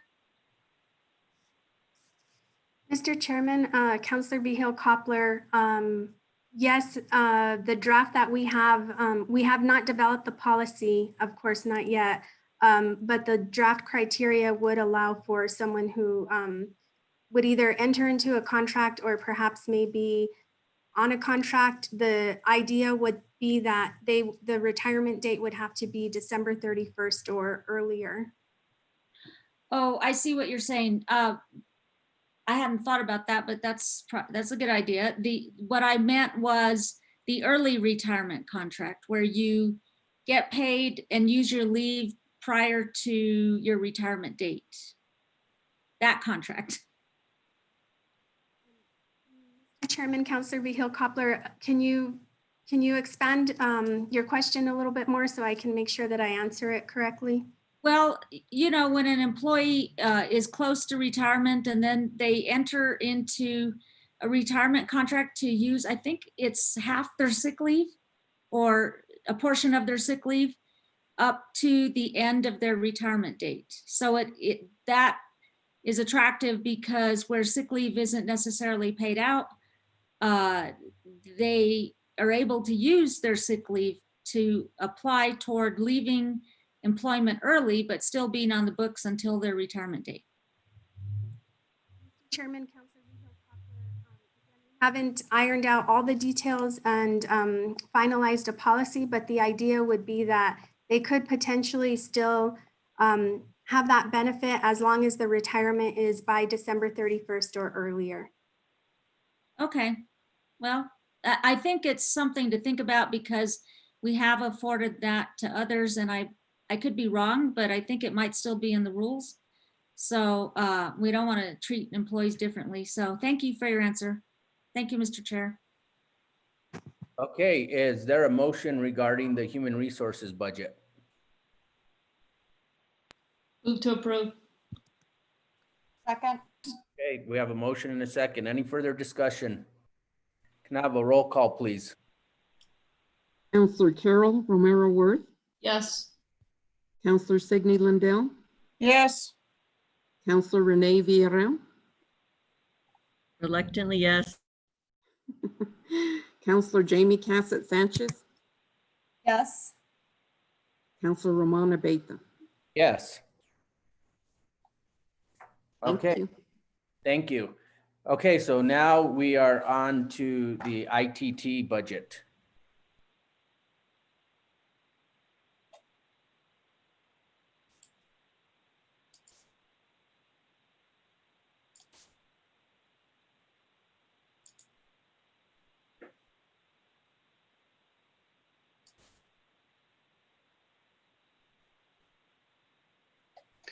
Let me go ahead and unmute myself here. I appreciate the opportunity. Thank you, Mr. Chair, members of the committee, for this opportunity. And I hope to have a very robust discussion with regard to information technology as we go forward. One thing, Mr. Chair, that I'd like to do is I'd like to give a brief introduction as to how we got to this budget under these very difficult circumstances, and what the strategy overall for IT is going to look like for FY21. And so I'd like to read an opening statement and then begin the process of going down each division, if you don't mind. Yes, go ahead. All right, thank you. During this unprecedented time in the history of the city of Santa Fe, the Information Technology Department made a significant strategic adjustment to respond to the health emergency and fiscal crisis affecting the entire operations of government services. Over the last 3 months, the Information Technology Department laid a foundation of telecommuting infrastructure, initial e-government services, and streamline organizational methodologies to better respond to critical services throughout the city, essentially focusing on business continuity. For FY21, the Information Technology Department, we're looking at a strategy or a methodology to better align with the city's overall fiscal crisis. What we're looking at this point right now is to be able to implement and grow e-government services, focus on mitigating single points of failure, and of course, be able to cross-train our own staff internally to better respond to you or our staff as the customers. So there are some key areas that I'd like to outline here, and this, again, would give you a better idea as to why we done what we did for our FY21 budget. Because this was a very, very difficult cut for us, given the fact that we were still in modernization mode before the emergency did occur. Again, number one, being able to achieve e-government capabilities and enhancements. Continue to build online virtual collaborative capabilities. Increase ITT expertise by cross-training staff members within our department. Streamlining customer service satisfaction. Enhance department level partnership, reducing information security risk, and of course, enhancing our ITT governance for FY21 and beyond. So this gives you a idea of where ITT would like to go for FY21. We believe that during the last 2-3 months, we've broken down every aspect of IT. We've broken down every aspect of what the city is dealing with right now from a communication standpoint, what we need to achieve and how we need to get there. And so with that, I'll continue on with regard to the budget overall. And again, whatever questions we may have, we can go from there. So right now, the IT department at this point in time for FY21, we're looking at a decrease of $1,826,815 or 12% of our FY budgeted levels. Again, very, very difficult cuts to make, which then proves what we're trying to refocus on going forward. So again, some of these changes that we're looking at right now, personnel-wise, we have 15% furlough for 4 pay periods for the director, 10% furloughs for 4 pay periods for other employees, unless otherwise modified, and of course, no pay cuts and no layoffs, which is really good news to our department itself. Our overall mission from an administrative perspective, as you can imagine, we deal with a number of IT initiatives, IT strategies, reaching out to a number of different departments to be able to enhance their capabilities communication-wise, application-wise. So we do have an administrative staff right now, which includes myself, a project manager, as well as our fiscal and our enterprise resource program manager, who do fit within the administrative division of IT itself. Excuse me, Mr. Chair, if I could. Yes, Councilwoman Romero. So we were just emailed a presentation to update the one that we had received previously, and I just want to make sure we're all working from the same document. The document that you're showing on the screen now is the one that we were just emailed. Is that correct? Mr. Chair, Counselors, yes, that is correct. If you notice in the header this morning, I noticed that the version that was emailed to you last night that our staff did, it had FY20 base and FY20 recommended in the header. So the correction here is FY20 base and FY21 recommended, because we are focusing on the FY21 budget. Right. That That's was also in the HR and finance documents as well, just so you know. Okay, but Ms. McCoy, did the numbers change at all? in the ITT, no. Okay, thank you. Okay, I just want to make sure we're all on the same page. Thank you. Sorry. No problem. No problem, Counselor. So moving on from an administrative perspective itself, I do want to focus on the bottom portion of the administrative items here with regard to salary and wages itself. As you can see, we had a 28% reduction in salary and wages and benefits. We are not filling 2 positions right now under the administrative staff, again, due to budget reductions for those particular positions itself. We are also looking at a decrease in contractual and utilities, which essentially under that particular purview there, we had other consulting. Part of our FY21 strategy before COVID is that we had, it was part of our modernization efforts to take a look at information security in more in depth and be able to modernize our information security programs that we have here. And so we had to make the very, very difficult decision to put to the side our modernization efforts within information security, focus on our foundations that we have today, and continue to work with the tools, the policies, and the procedures that we have as well. So there was a very difficult decision that we had to make with regard to that. The next item, repairs and maintenance. Of course, our IT before COVID were out of Seringo, out here. And part of it is that the buildings that we are in are antiquated. And so we had to make a difficult decision now that we are telecommuting to put that off to the side right now for doing any sort of enhancements to addressing some of the antiquated upgrades that we needed to target at that point in time. So we did cut that out of our admin budget. Supplies, office supplies basically is a big one that we had taken a look at. Approximately 90% of what we do at this point in time is all electronic, if not more so. We do have a small contingent here within IT that does rotate in and out. But we have proven that we are able to go at least 90% plus electronic. So we're doing things from electronic signature perspective, a digital certificate perspective, basically being able to centralize all of our communication within a communications portal that we have within IT itself. So we are able to reduce a lot of the office supplies that we have at this point. However, there still is a contingent for that.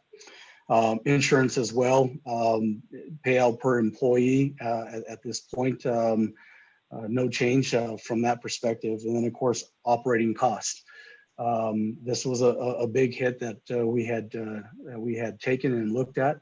As you know, within the information technology field itself, technology increases on a regular basis, month to month. Things are changing, and it was always my strategy to ensure that that all of my staff were up to date on technology, not that we're currently using, but technology that may be forthcoming down the road. And so we made a lot of cuts with regard to in-state per diem, out-of-state per diem, any sort of training seminars that may have been out of state. So again, this was very, very hurtful to us within IT. And so with regard to the strategy that I outlaid before, we're really going to focus on our enhancements internally when it comes to how we are going to be doing business from an FY21 perspective. And cross-training really is going to be key for us to have success for FY21 itself. So that's the administrative portion of things of where we had saw cuts in funding. And before I move on to the next division, I stand for questions. Okay, thank you. Questions from the committee members?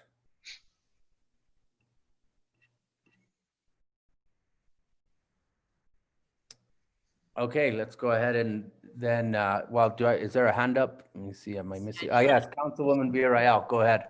Just a quick explanation about the transfers out. What did you say?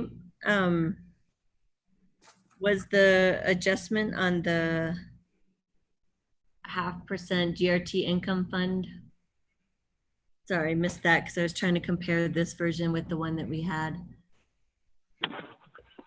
Councilor Villarreal, this is Andy. I can cover that. That transfer out, the 3.1 million in FY20 base and the 1.247 million in the recommended budget is the transfer to the ERP project.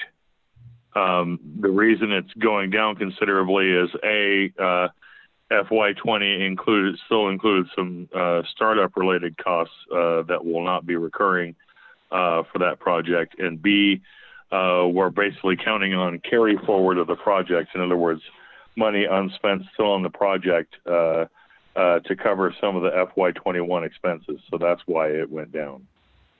Is that also staff ERP? Yes, ERP does include, I believe it's now 4 staff members. I'd have to look. It's 5 staff members, Andy. 5, yeah, sorry. Not including the one that turns into HR staff? Mr. Chair, Councilor Villarreal, no, that does not include the one that transferred to HR. Councilor Villarreal, if I may, I do have a section on ERP itself. I know you may have some questions with regard to that, and I'll be more than happy to answer it at that point in time. Sure, let's wait till then. Thank you. Okay, thank you. Okay, let's go ahead then and go to technology and telecommunications.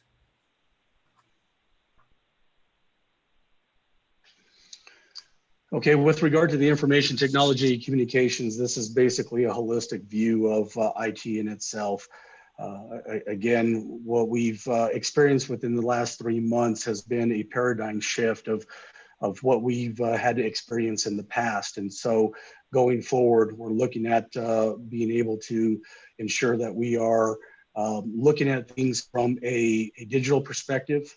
We want to make sure that we're empowering our staff members with the proper tools that they need to be able to do their jobs better, quicker, faster, and more efficiently.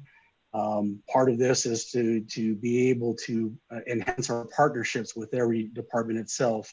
I think, as we all know at this point in time, the shift in this emergency mode that we are in right now is really changing the paradigm of how each department has thought in the past and how we need to think going forward. So this essentially is our mission, to ensure that we are providing the proper infrastructure to the city itself as a whole.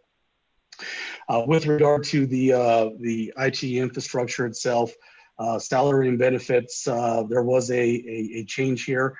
And I will ask finance if they can jump in, but from what I understand right now, there is a vacancy. We don't have any vacancies within this this particular division itself, and I believe that the 86,698 is a carryover. And Andy, if you can correct me if I'm wrong on that. But again, we don't have any vacancies within the information technology infrastructure services group.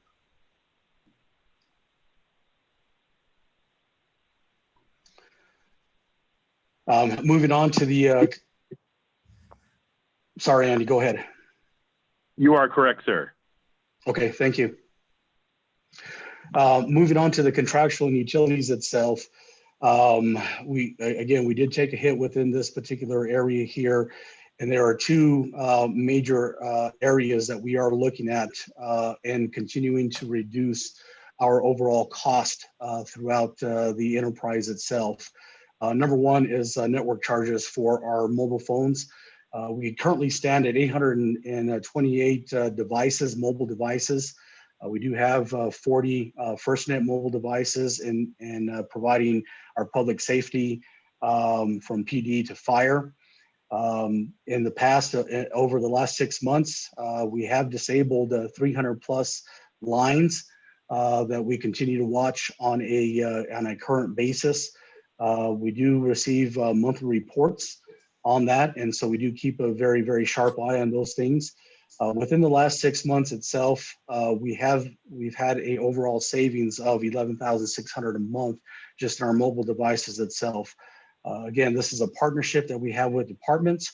We want to make sure that they have the telecommunications that they need, but at the same time, we want to make sure that we are monitoring all mobile activity, whether it's a mobile phone or a hotspot or a air card within a device itself. So that's really as from a holistic perspective of what we see. So the 828 Verizon devices that we have out there are just not the mobile devices themselves, but a overall conglomeration, if you will, of the mobile devices that we have. The second item that where we continue to make cuts is in our voice circuits and our data networks throughout the city. One of the enhancements that we are bringing forward to the city of Santa Fe is actually consolidating all of our a couple of circuits, which basically gives us access to the internet.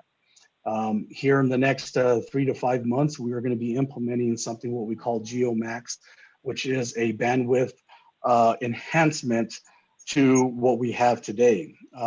Basically, more speed at a lesser cost. To give you a little bit more in-depth on that one there, circuit consolidation approximately costs $700 a month. And as we begin to consolidate our circuits, we begin to start seeing a savings of $700. Now, with the Geomax itself, we are going to be we're going to be the first city in New Mexico to have 1 gigabit connection in our internet. And partnering with CenturyLink as they begin to lay fiber throughout the city itself, it's not only a benefit to us and a cost savings to us as we start moving away from our antiquated circuits here within the city, but the city as a whole is going to benefit for CenturyLink to come in and lay additional fiber, which will give us infrastructure that we need for businesses or for additional growth. So this truly is a big deal that we had been working on over the last year and a half. And it's now starting to come to fruition. So we should start seeing a savings anywhere from $1,400 to $2,100 a month just in consolidated circuits alone there. With regard to repairs and maintenance itself, this budget really is typically being used for our phone system upgrades and repairs. We're delaying some of these projects right now within this particular line item. Again, these are some difficult decisions that we had to make. We're currently anywhere around 95% modernized in our phone system. And given the fact that we're in a telecommuting type of environment, we made the decision to hold off on modernizing our IP phones going forward at this point in time. So this really is a modernization effort that we're just tabling at this point until budget begins to open later on down the road. At this point, we don't see any impacts to this other than additional maintenance that our staff has to conduct on some of the older telephonic systems. But there really isn't no major impact to the city for us to hold off on modernization within this area. The capital outlay and other operating costs itself, data processing, repairs and maintenance. Again, we've suspended a number of initiatives, whether it's for physical security upgrades, i.e. video access. We had been working with a number of departments to enhance their video services, video monitoring services in various areas. So this too also is put on the table because it is a modernization effort.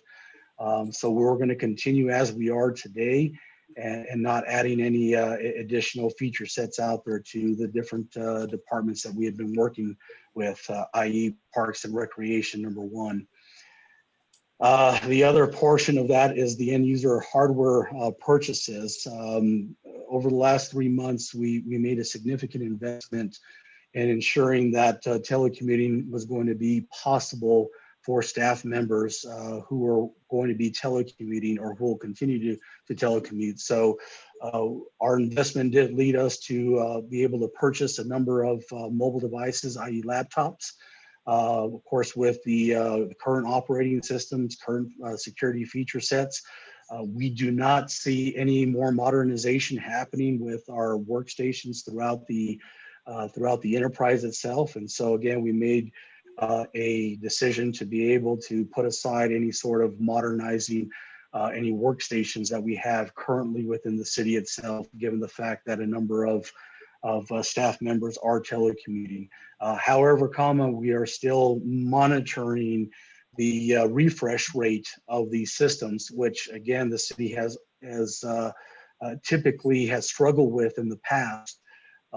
For example, when I first came on board of the city 4 years ago, the average age of a computer system was 8.5 years, which again, in dog years, that it's old and antiquated.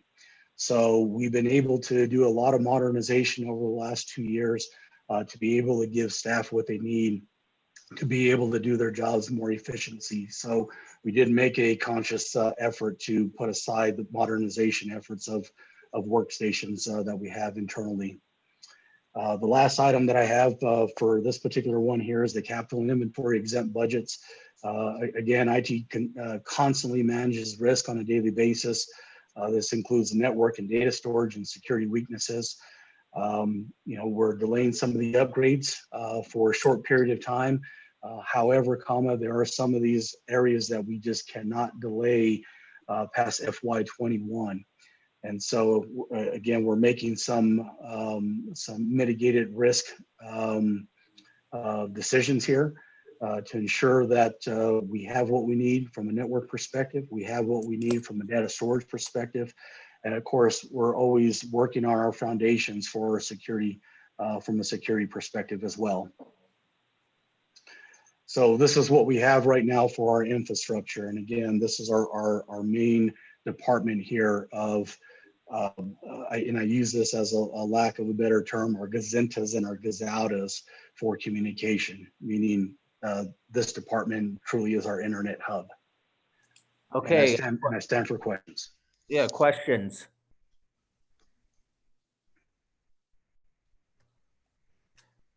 I have questions. Okay, yeah, Councilwoman Villarreal. I always have questions. Thank you, Mr. Alicio. I just needed a clarification on the reductions you're talking about. You said savings from mobile devices, but I didn't understand what you said about landlines. So if most people have reverted to using cell phones and they're working remotely, and even just thinking about our landlines in the council chambers, not chambers, offices. Right. So what are we doing then to reduce landline costs? Because it seems like we don't need as many.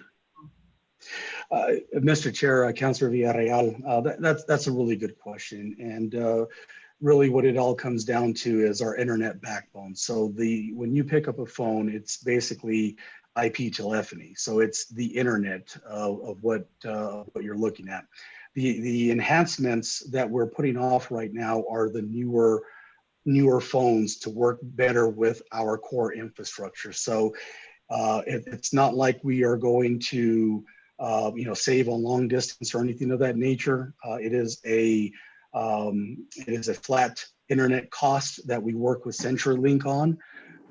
And of course, we do have contracts with Avaya. We're still looking at those as well to see how we can continue to consolidate that. Hence the rationale why we said at this point in time, we're going to hold off on any modernization efforts, and we'll continue to work with our contracts, our contractors or our vendors to reduce any costs where we can. So that's one of the main rationales where we just decided we cannot continue to modernize our LAN areas with newer phones. And Via's that company that does the Correct. contract for the landlines? That is correct. They're the software piece that actually makes the connection between the phone and the internet itself. Got it. Okay, thank you. And then I didn't hear what you said, but the percentage, the 325,000 change for other operating costs, what was that? What did that entail? I'm sorry, Councilor Villarreal, I didn't catch that. Oh, the other operating costs was 325,000 reduction. I was just curious what that entailed. Yeah, the other operating cost, there were partnerships that we had before COVID where we were going to expand two items. Number one was our video and monitoring capability. I gave an example with regard to Parks and Rec. To be able to stand up monitoring services at various parks, high traffic areas. Of course, that is a huge significant cost in itself. The second item is basically the hardware purchases and the reduction for workstations throughout the organization.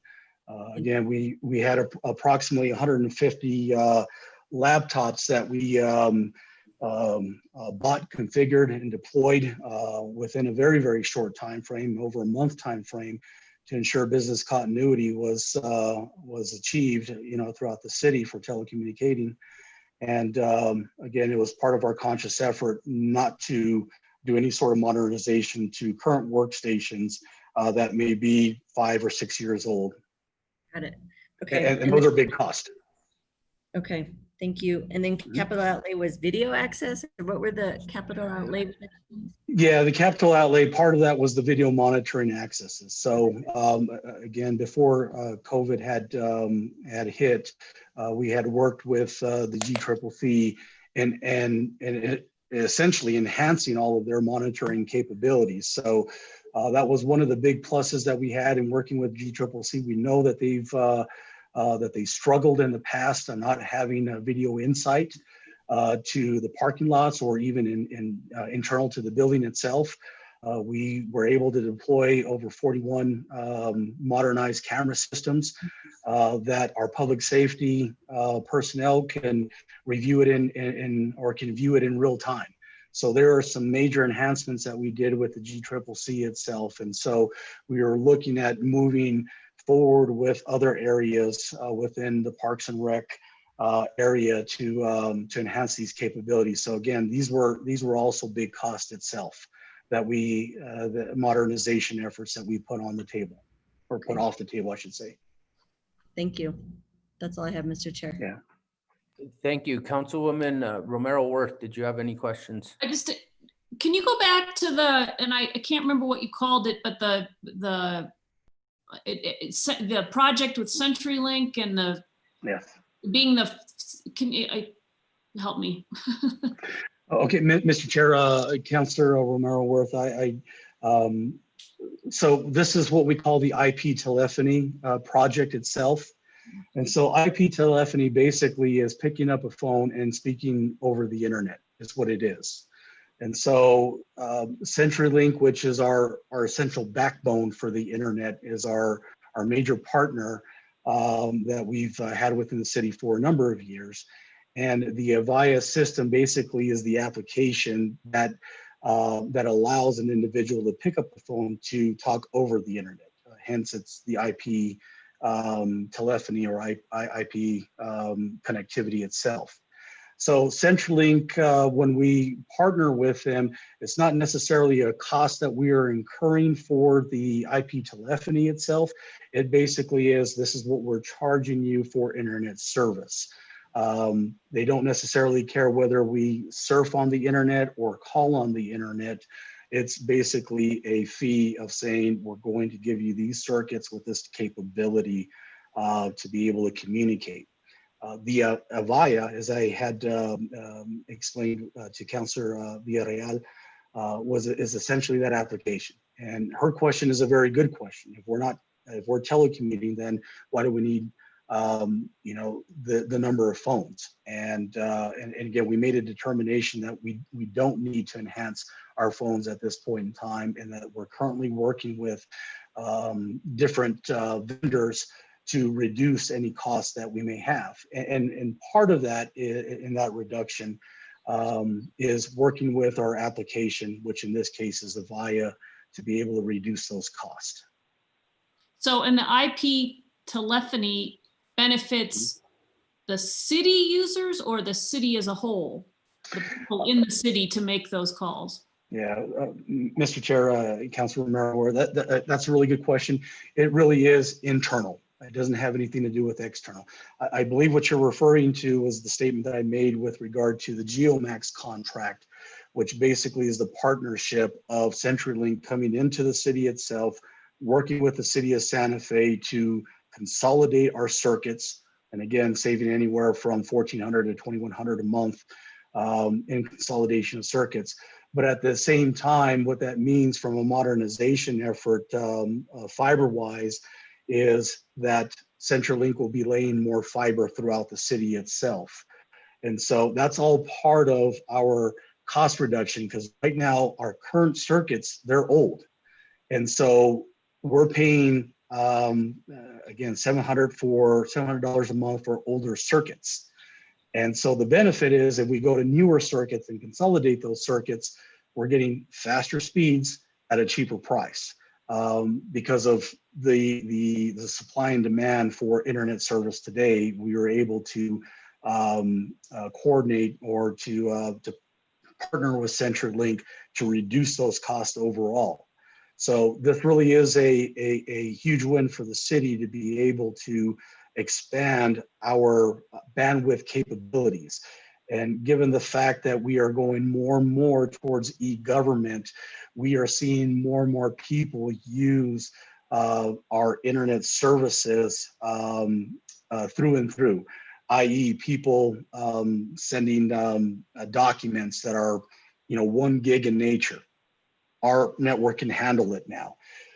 If people are going to be saving 2 gig documents or 5 gig documents, our infrastructure can now support that, or will be supporting that going forward. So over the next 5 years or so, with regard to the 1 gig circuit or 1 gig capability we'll have within the city itself, we shouldn't have any problems with regard to bandwidth. So as we come out of telecommuting and we come back into the city itself, there will not be any sort of bandwidth issues going forward.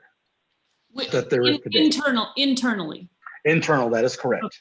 Okay. Yeah. I think what piqued my interest, I mean, obviously I care about our internal capacity, but also CenturyLink laying more fiber lines, and that should benefit the people who live here, Yes. their ability. I mean, we know we struggle with broadband capability. Yes. So that's why, and when you say the city, I was just getting confused about whether it's the city internally, which is what your budget is about, or city more broadly, as in people will have more access to this kind of technology. Correct, Mr. Chair, Councilor Romero Worth, that's correct. So what we're doing internally is essentially a benefit for the entire city itself. So let me kind of break it down a little bit, if I may. So when CenturyLink begins to deploy its fiber throughout the city, they section things off, meaning that if there is a section within town that needs the fiber, then there is what, for lack of a better term, there's a spigot there that a business can take advantage of. And so that's part of the foundation that CenturyLink is laying here within the city itself. And so by us partnering with CenturyLink, it's given us that 1 gig capability. And again, the constituents or the city itself will benefit from additional fiber or additional infrastructure that is needed here within the city itself. But you mentioned businesses specifically, so will residents? Absolutely. Residents Yes. also benefit? I mean, and again, lots of us are now working from home, and lots of businesses now done from home. And I do get a lot of complaints about this. So anytime I hear anything about improvement in the system, it piques my interest. Yes, Mr. Chair, Councilor Merworth, that is correct. Now, this is not going to be an overnight thing. Right now, CenturyLink is really targeting the city as itself, but as the build out continues over the next 6 to 8 months, we'll continue to see those enhancements that will offer the fiber, the infrastructure that businesses or even residential areas can take advantage of. And that'll be citywide. It's not being targeted in over time. The whole city will benefit, not just particular portions. Mr. Chair, Councilor Merworth, to my knowledge, the majority of the city will be able to take advantage of it. Again, the way the outlay of the city of Santa Fe is, i.e., I'll give you a perfect example. Even with our telecommunications, Verizon's, there's still some dead spots there. So the majority of the city will be able to take care of it, mainly within the Cerrillos area, the downtown area. Areas where we see businesses expanding or even residential areas expanding itself. So again, those infrastructure initiatives are ongoing and well underway. Thank you. Thank you for those answers. Thank you, Mr. Chair. Okay, ITT end user services. Okay, thank you. Appreciate it, Mr. Chair. Thank you for the question. So ITT end user services itself, number one, from a supply perspective, again, this is our first line of defense within IT. This is where our staff will call if they have issues, problems, challenges. This is our triage area here. And so it is a relatively small operating group, but a very, very important operating group nonetheless. Again, we've had to make some very tough cuts within this group itself, not impacting the overall service or the services that are provided by our staff. So we do have a fleet of vehicles. We are reducing our footprint and utilizing those vehicles itself under the supply category. Office supplies will also be reduced, as well as ancillary software licenses. And to explain a little bit more about that, there are some times that we buy 5 licenses for a specific application, low cost, maybe it's $200, $300, $500, whatever the case may be. So we normally have a pot of money to where we can expand those licenses to where we need. And so again, looking at FY21, we made the determination that we will not be doing any ad hoc licenses, but will be mainly focused within the areas of service that we need. So there was a reduction within the supplies area itself. Operating costs, this again was a very difficult one to do because we had monies budgeted for training and certifications. We have a number of folks right now within our IT department that have high-level certifications, and within those high-level certifications themselves, comes annual maintenance, or we have to engage in additional training to keep up those certifications, throughout the longevity of the certification itself. So this was a heavy hit for us within this area here.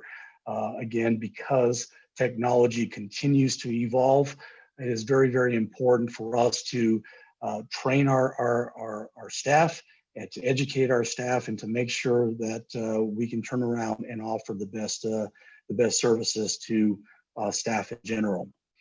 We did have a consolidation of software as well within that operating cost. As part of our FY21 budget, we made sure that whatever division had, i.e., in this particular case, software aligned within their division, we are consolidating that under the proper group, just so we can keep better tabs on the budgetary process itself. So there was a $4,900 change there and being moved over to enterprise application services. And of course, we also consolidated some of the network operations as well under our network operations team. So so part of it again is a reduction in non-discretionary and operating costs, and then being able to streamline these budgetary categories and the areas that they need to be in. So with this emergency budget that we put together, it gave us the opportunity to streamline. Okay, Councilwoman Villarreal. Thank you, Mr. Chair. Mr. Alicio, I'm sorry, because you've jumped around to different categories, but the salaries aspect was increased because of, what was the increase again? Yeah, so in this particular case here, we did have one vacancy, and my apologies, Mr. Chair, Councilor Villarreal. We did have one vacancy within the I'm sorry, it's not on the right chart there, but we did have one vacancy in the end user services group, and so that should be the reflection there. But a vacancy that was filled, is that what you mean? A vacancy that has not been filled, but that we plan on filling due to the critical nature of the position itself. And that's a position specifically, you said, for end user, or you're saying it might be in another area? No, Mr. Chair, Councilor Villarreal, it will be in that area.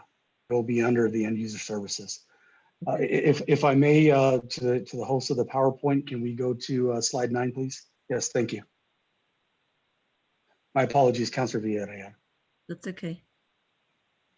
Did it change what you're seeing? It did, yes. Thank you. Okay, that's all I had. I just wanted to understand what that position was. What was the position? It is, Mr. Chair, Councilor Villarreal, it is the end user services technician. So it's our frontline staff. Got it.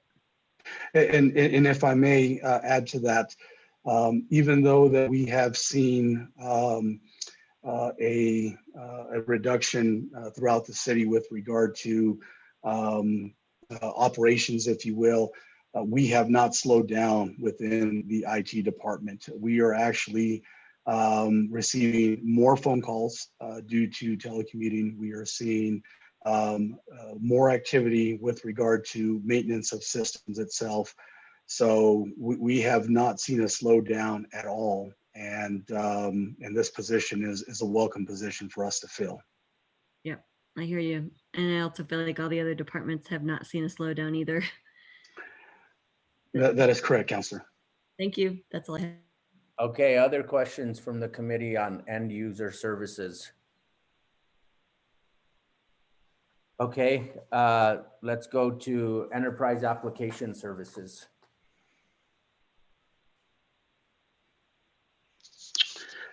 Hey, Mr. Chair, and members of the committee, just to give everybody just a real quick overview of this particular slide here. It does have the services between our application services as well as ERP. We did talk about how the ERP team would be consolidating under IT. Part of that is, again, being able to achieve efficiencies throughout the city itself. We had partnerships as things were being implemented via ERP. And today under IT, we're looking at not only taking a look at the operation and maintenance, but the enhancements of ERP going forward. And I'll get to that here in a bit with regard to ERP, but I will go through the enterprise application services themselves. So under salary.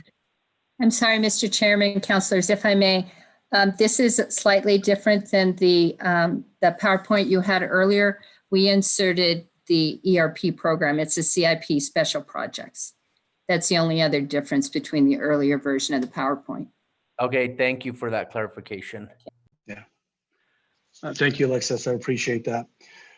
So beginning at the top half of the category, salary and wages, we do have a 6% change within the application services itself. Again, part of that is the consolidation of personnel that will be under ERP. enterprise application services and ERP definitely go hand in hand when it comes to application services in general itself. So we did see a change of 57,829. With regard to contractual and utilities themselves, we were able to make a number of adjustments. Prior to the COVID hit, we had looked at our FY21 budget of enhancing a number of areas, again, modernizing a number of our areas. And unfortunately, given the status that we're in at this point in time, we had to cut a lot of consulting services within our areas. We cut consulting services partners that we've had for years. And again, there was a reduction in scope in a number of other contract areas, consultants or professional services in itself. So this was, again, part of the modernization effort, but having a reduction of 89,908, we've had to refocus on how we are going to manage the technology that we have today without consultants. And to be able to, again, part of this is to be able to cross-train appropriately, to be able to transfer the knowledge base within our different divisions itself. So this was, this one right here was a challenge for us, given the fact that, you know, we wanted to modernize, however, it is now on hold.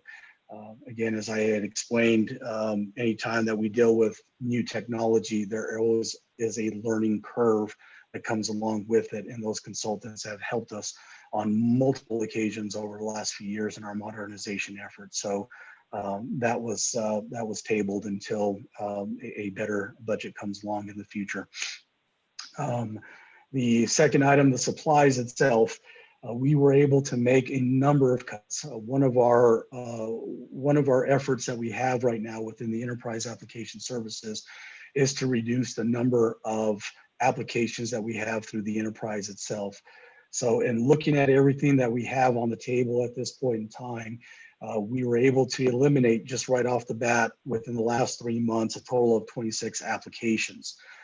Now those 26 applications, 14 were in IT, and the rest of those applications, the rest of 12, were strewn throughout through the enterprise itself. So no impacts. A number of those applications of the 12 had to do with land use support, which is now ERP Intergov. So we were able to make a huge reduction of around $54,000 of an application, and to be able to incorporate what we need within the Intergov area itself.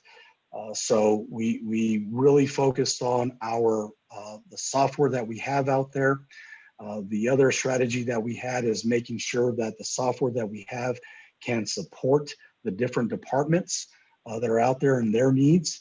And given the fact that we have the sufficient applications to be able to move into an e-government realm, we're confident that the applications that we have today to support e-government in the different departments will benefit.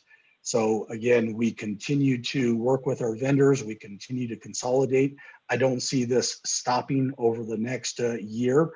We will continue to consolidate where we can, which then equals a reduction in application cost. So this is going to be an ongoing project that we have, but we had identified 26 total applications.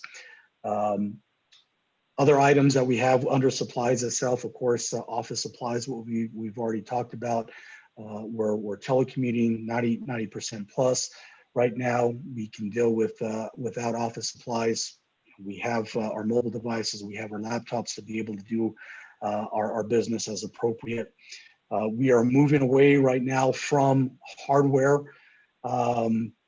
i.e. servers, physical servers, and going towards a consolidated effort, being able to do what we call virtual server build outs. That's going to be another huge reduction in not only footprint from a hardware perspective, but in cost itself. So we were able to make a number of reductions in those areas to have a smaller footprint going forward with our operations in general. So we truly focused on reducing the number of applications that we have out there today, and we're going to continue to focus in that area to make those reductions and to have more of a centralized type of way of doing business here throughout the enterprise, throughout the city itself. So that is where we had to make some good cuts, some very smart cuts under the supply area. Operating cost in itself, this is another item here of training and education and certifying. We still today are dealing with a number of technologically advanced applications, whether that is the Esri technology GIS application, additional ERP upgrades that we're looking at to conduct over FY21. We've had to make cuts with regard to travel, seminars, etc., to be able to give the knowledge that we need to our staff. And so part of the overall strategy here, again, is to be able to cross-train our folks and utilize the current technology that we have today to enhance our operations throughout. So I've emphasized this before for each one of my departments. 2-3 years ago, as we began this track of educating our folks, it was very, very difficult to see our server engineers or even our network engineers taking out a 1,000-page document to learn how to build a virtual server.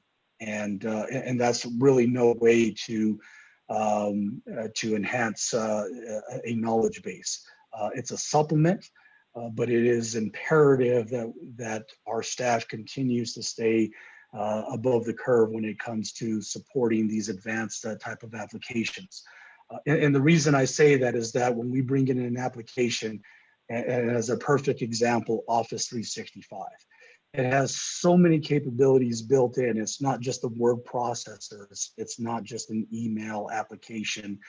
It is a full collaborative suite. And so we want to make sure that people are taking advantage of what we have, or I should say staff, what we have today, and to maximize that focus within those applications that we have today. So this is where we're focusing from that perspective, and the cross-training and helping one another within our department is going to help us overcome the lack of training or the needed certifications for FY21. So this was a very, very difficult one for us to look at, but you know, we're in good company across the city.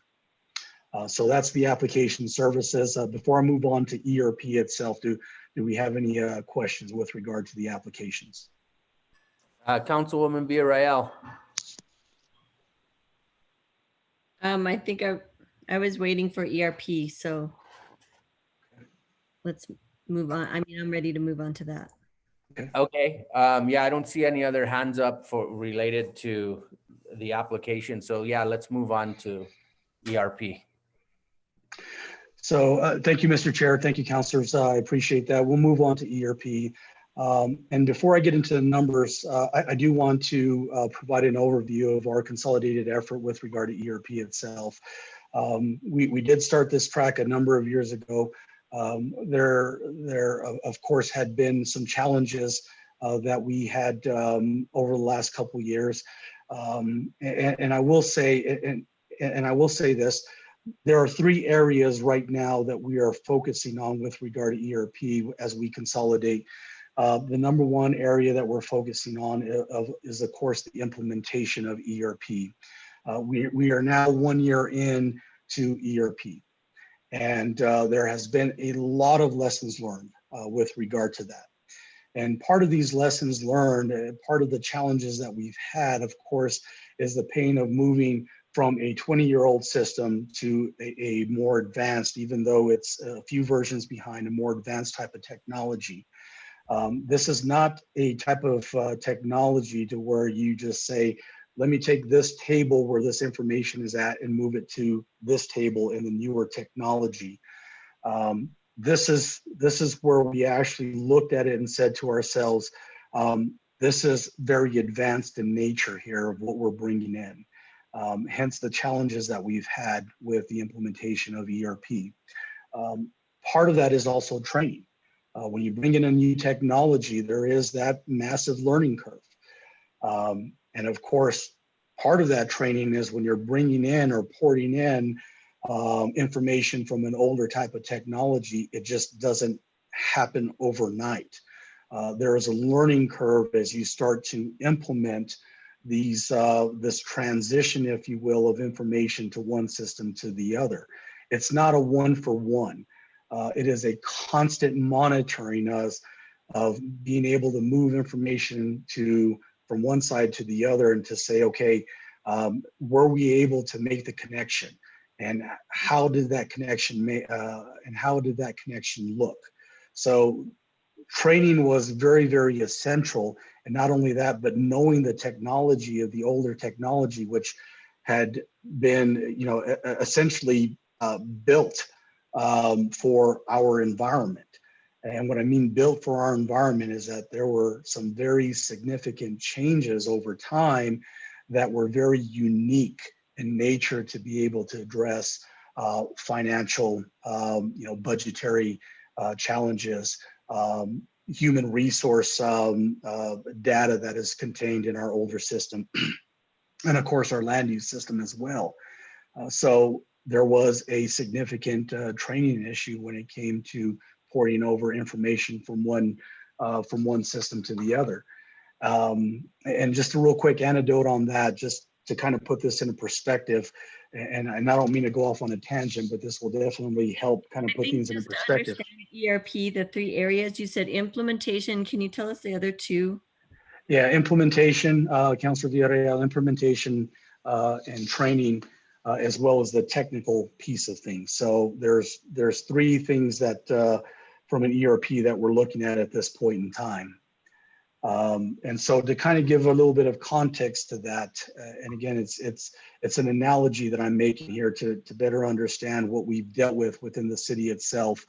If you recall a few months back, the stimulus checks that were being cut by the federal government, come to find out, one of the major delays that the federal government had is that they still had a system that was running a programming language that was built in the 1950s. And there was a massive call for programmers to come back and to be able to fill those positions, to be able to meet the needs of today. And and on a smaller scale, that's what we've had to deal with internally with regard to ERP. And so over the last 6 months, we really boiled it down to those 3 different categories: challenges in implementation, challenges in training, and challenges from the technical perspective. And as I said, from an antiquated perspective, that type of expertise does not grow on trees. The AS400 or the JD Edwards application, it is very, very rare to find individuals. So over the last 6 months, we've been able to work as a partnership with finance, with HR, with land use, to bring in the proper consultants to be able to achieve these particular areas here that I outlined. So again, I don't mean to be rudimentary, but I at least want to give an idea of what we've had to deal with, not just within IT, but finance, HR, and land use overall. And from my perspective, this was a very, very difficult transition, one that I would equate to, we are essentially changing an oil in a vehicle going 80 miles an hour. From Ms. McCoy's perspective in finance, there was never any lulls in her area. It was always very, very high as far as what Ms. McCoy and her group were going through. Same with HR, same with land use. So the transitions just don't happen one-to-one.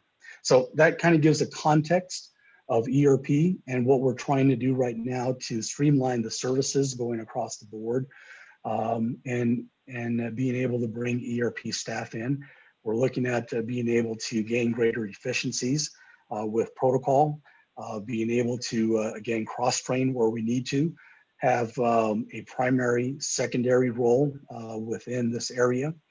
Since e-government is going to be the key factor for FY21 ERP is going to be front and center.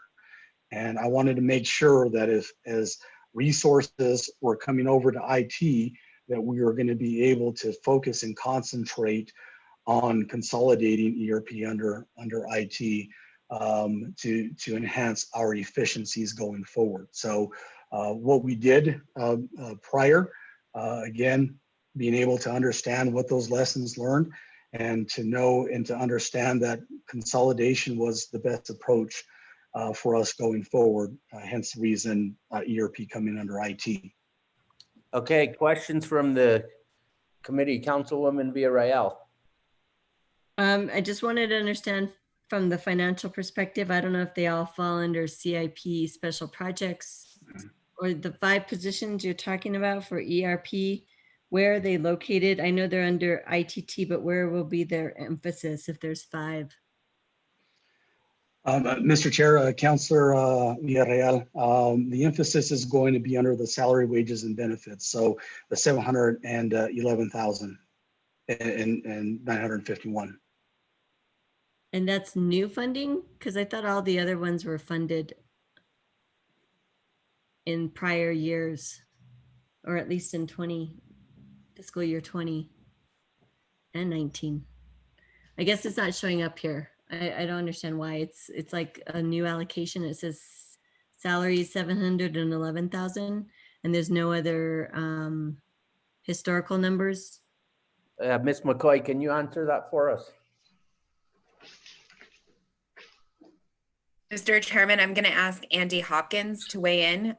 This is the Fund 325, the CIP special projects that does carry multiple CIP projects, including the implementation and ongoing support for our enterprise system. So Andy, if you can dive into the detail on this one. Yes, those positions, many of them existed in the city and other locations before, but they were shifted over to the ERP project in FY19-20. But that was done after the mid-year budget, which is what you see in the FY20 base budget. The details were still being worked out as we implemented the budget for FY20 last year, and it wasn't until early in the calendar year of FY20, after the mid-year budget, that we were able to figure out exactly, what the salaries and benefits were going to be, who was moving over, and all that stuff. So that's why you don't see any history there, because that was just a product of the timing. So the 711 is the 5 positions you're talking about? Correct. Okay, since this is all new, can you all go through those line items since this wasn't included in our packet? Are you stating where the positions moved from, Councilwoman Villarreal? Just that Fund 325, they just explained the 711, but what's the contractuals? Oh, yeah, okay.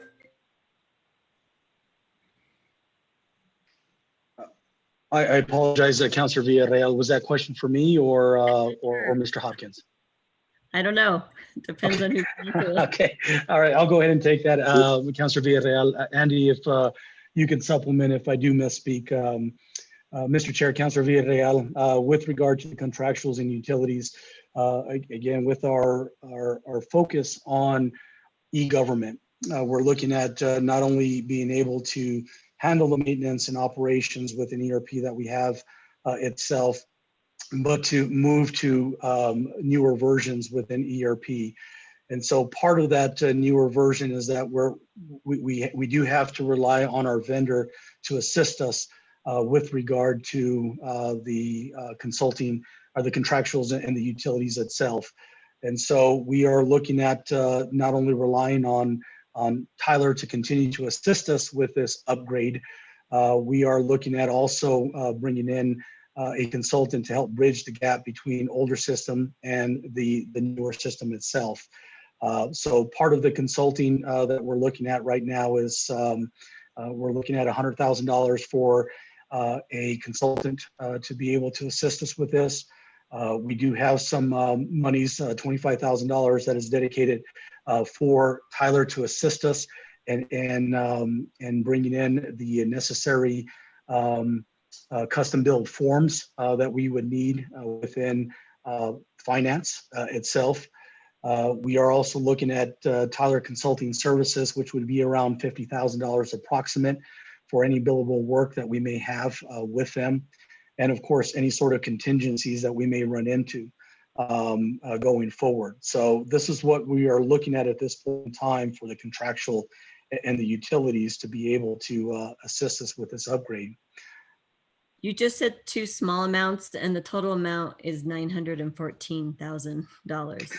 So what makes up the rest of that vendor technical assistance? Correct. And so the other part of that, Mr. Chair, Councilor Villarreal, part of that is also going to be the Tyler upgrade contract support, which is going to be $125,000. There also is monies that are budgeted for the modules that we are going to be upgrading within the Munis upgrade itself. And there is it's an approximate amount that we're looking at. It may not hit that amount, but we are budgeting $640,000 for that. Because we are going to be building out a number of different modules within finance itself. So those are the numbers that we have at this point in time to be able to address both the upgrade for ERP and the consulting that we're going to need to make sure that we have the proper upgrade installed. Okay, thank you. And for the staff positions, so the 5 are going to be under IT. So there's one supervisor for that. Mr. Chair, Councilor Villarreal, that is correct. So because ERP is going to be under the Enterprise Application Services Group, the main manager is going to be Steven Santisteban, who is the division manager for Enterprise Application Services. And then, of course, Mr. Manuel Gonzalez is going to continue to be the program manager and working with the ERP staff. So he will be what we call operational control, meaning that he'll be working with the staff on the daily basis to make sure that operation and maintenance is being dealt with on a regular basis, as well as what we're looking at for any sort of upgrades that we may have or that we are going to have in the near future. Got it. And then the 3 others are placed under what? I mean, I know they're under ITT, but will their emphasis be on specific departments or just overall ERP needs? Mr. Chair, Councilor Villarreal, that is a really good question. And right now we have a heavy focus within the financial area. And so we are going to have a primary administrator over finance. We'll continue our partnership with finance as well, just to make sure that that primary focus stays. As Director Salazar had explained, that the project managers that we had before under ERP will be that bridge or that gap between themselves and IT. So we are going to have a primary administrator that will be bridging that gap between IT and HR. And then, of course, we will have a primary responsibility for land use to be that go-to individual. So all 3 departments are going to have a dedicated resource as well as secondary help within those areas itself. So we don't want to lose track of the upgrades that are happening. And at the same time, we want to make sure that the needs are being met by each department. So right now, the emphasis really for FY21 is going to be finance with a supplement and a partnership with HR and them building out and enhancing their modules at this point in time, whether it's for employee self-service or PAs online. So there still is some enhancement areas that we can make to move away from the paper process, which has already begun to implement at this point. But just to reemphasize, Each one of these areas will have a primary point of contact and a secondary person to make sure. Now, to expand a little bit more. It sounds like basically the three areas, the HR, the land use and finance will still have primary administrators. So essentially you have a new person dealing with HR, ERP now versus what I was told in HR. Mr. Chair, Councilor Villarreal, not necessarily. We have individuals right now that had been working with HR to enhance those capabilities or to implement those capabilities. So they're not new individuals. They're not new administrators that we have. They have a very intimate working relationship with HR. So we're not losing any continuity by bringing those individuals under IT in any way, shape, or form. So I'm not saying that. I'm saying you have somebody else that will cover ERP, IT needs for HR department. Mr. Chair, Councilor Villarreal. So the objective that we're trying to achieve right now is to make sure that we identify the support needs for HR. And that's why we are dedicating a primary role in that nature to HR itself. As Director Sal- it's not a position, so I won't belabor the point. There is basically someone else taking over the HR ERP needs within your team, which makes sense. So I'm just making a point that the HR discussion that it was already done, there's no need to have that person and they moved into another HR position is actually not fulfilling the ERP needs that we need. You have somebody else coming in and that's great, but it just solidifies my point about the fact that we're not completely done with all the implementation and there is a need for someone to be that primary admin person. So that's all I have to say. Thank you. Yeah. Yes, thank you. Any other questions? Let's see, I think I hand one up, but I can't. Councilwoman Vigil Koppler. Thank you, Mr. Chair. I don't have a specific question for Mr. Alicio, but I do have a comment, and it is solely based on Councilor Villarreal's points. And it's something I thought I mentioned at the very beginning of our budget hearings, and it is extremely difficult to follow. You know, they say in life, follow the money. Well, in this budget, we need to follow positions. And this is the first time, I mean, the first budget that I've seen where we have no FTEs associated with particular departments' budgets. And yeah, I did the numbers with salary and benefits, and it's typical in HR that it's 70% of the budget. And that's where our money goes. So I will put it in an email, but eventually, and I know it takes time, but it really shouldn't, because we had a fairly decent track of FTEs in last year's budget hearings. And we didn't really have budget hearings before that. And this questioning, I mean, we have to know where these positions are going, and we have to know where they're coming from. And we have to know what their statuses are.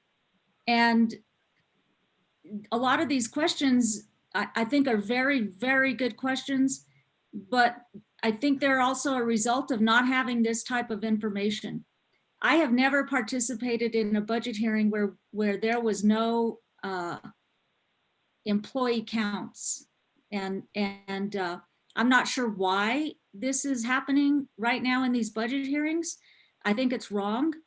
And I think if we had that information, it would make understanding of what's going on, especially in a major reorganization.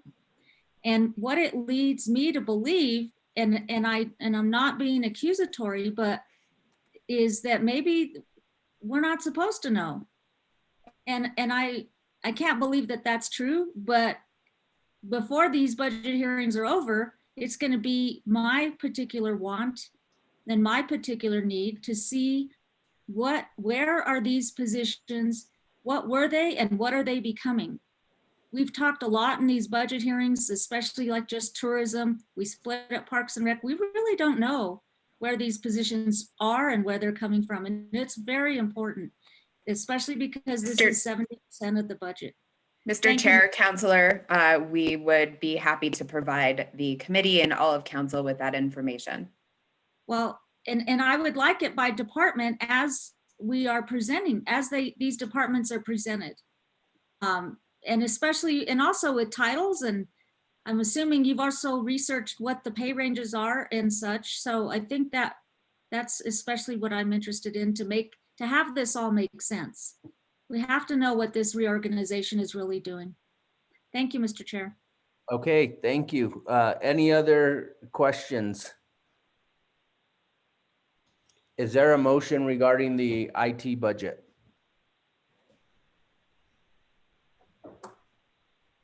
Move to approve. Is there a second? Okay, okay, there's a motion and a second. Can I have a roll call, please? Counselor Carol Romero Worth, Yes. Counselor Signe Lindell, Yes.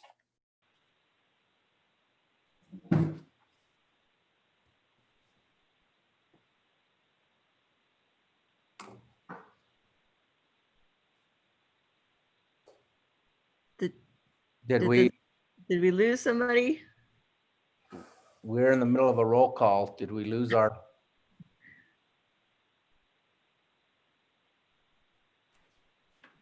Was it Mr. Chairman, we may have lost connection with Carolyn, so I'll go ahead and continue the roll, or start the roll call again. Counselor Carol Romero Worth. Yes. Counselor Renee Villarreal.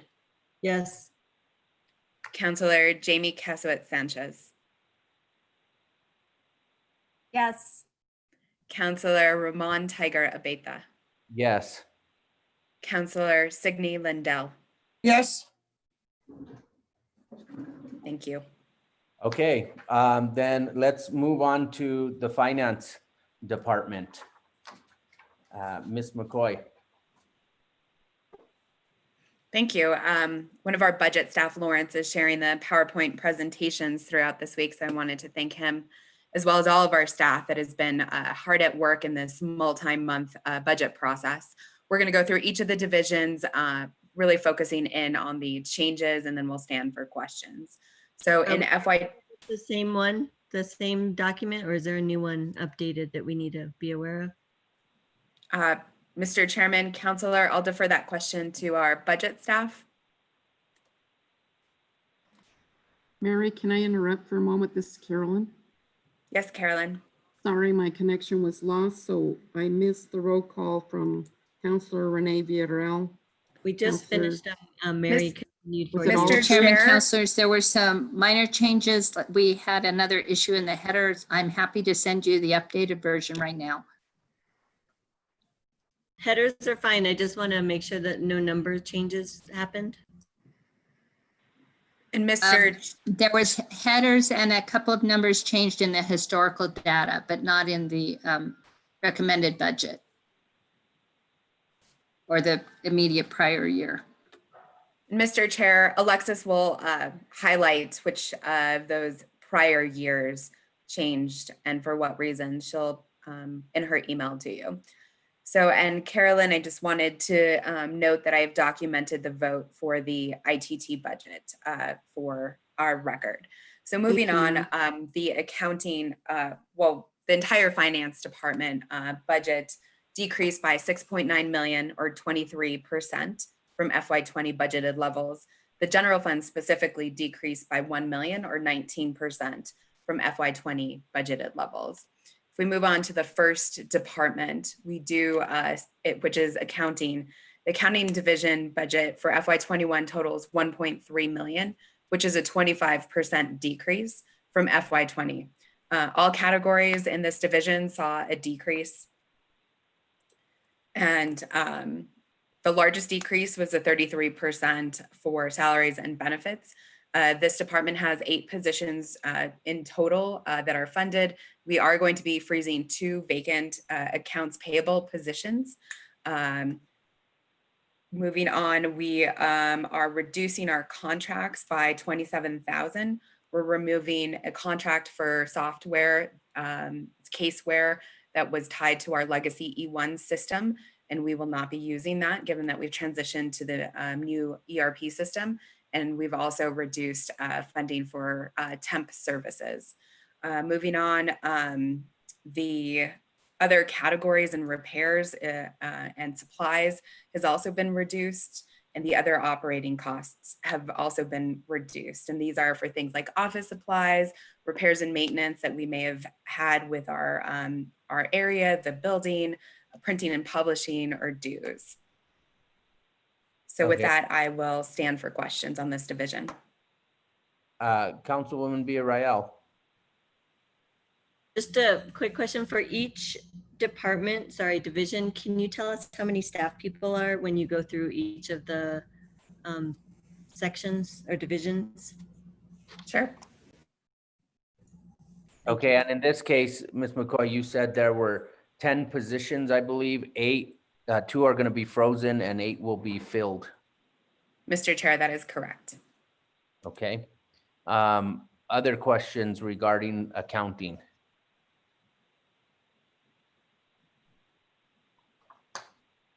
Okay, then let's move on to administration.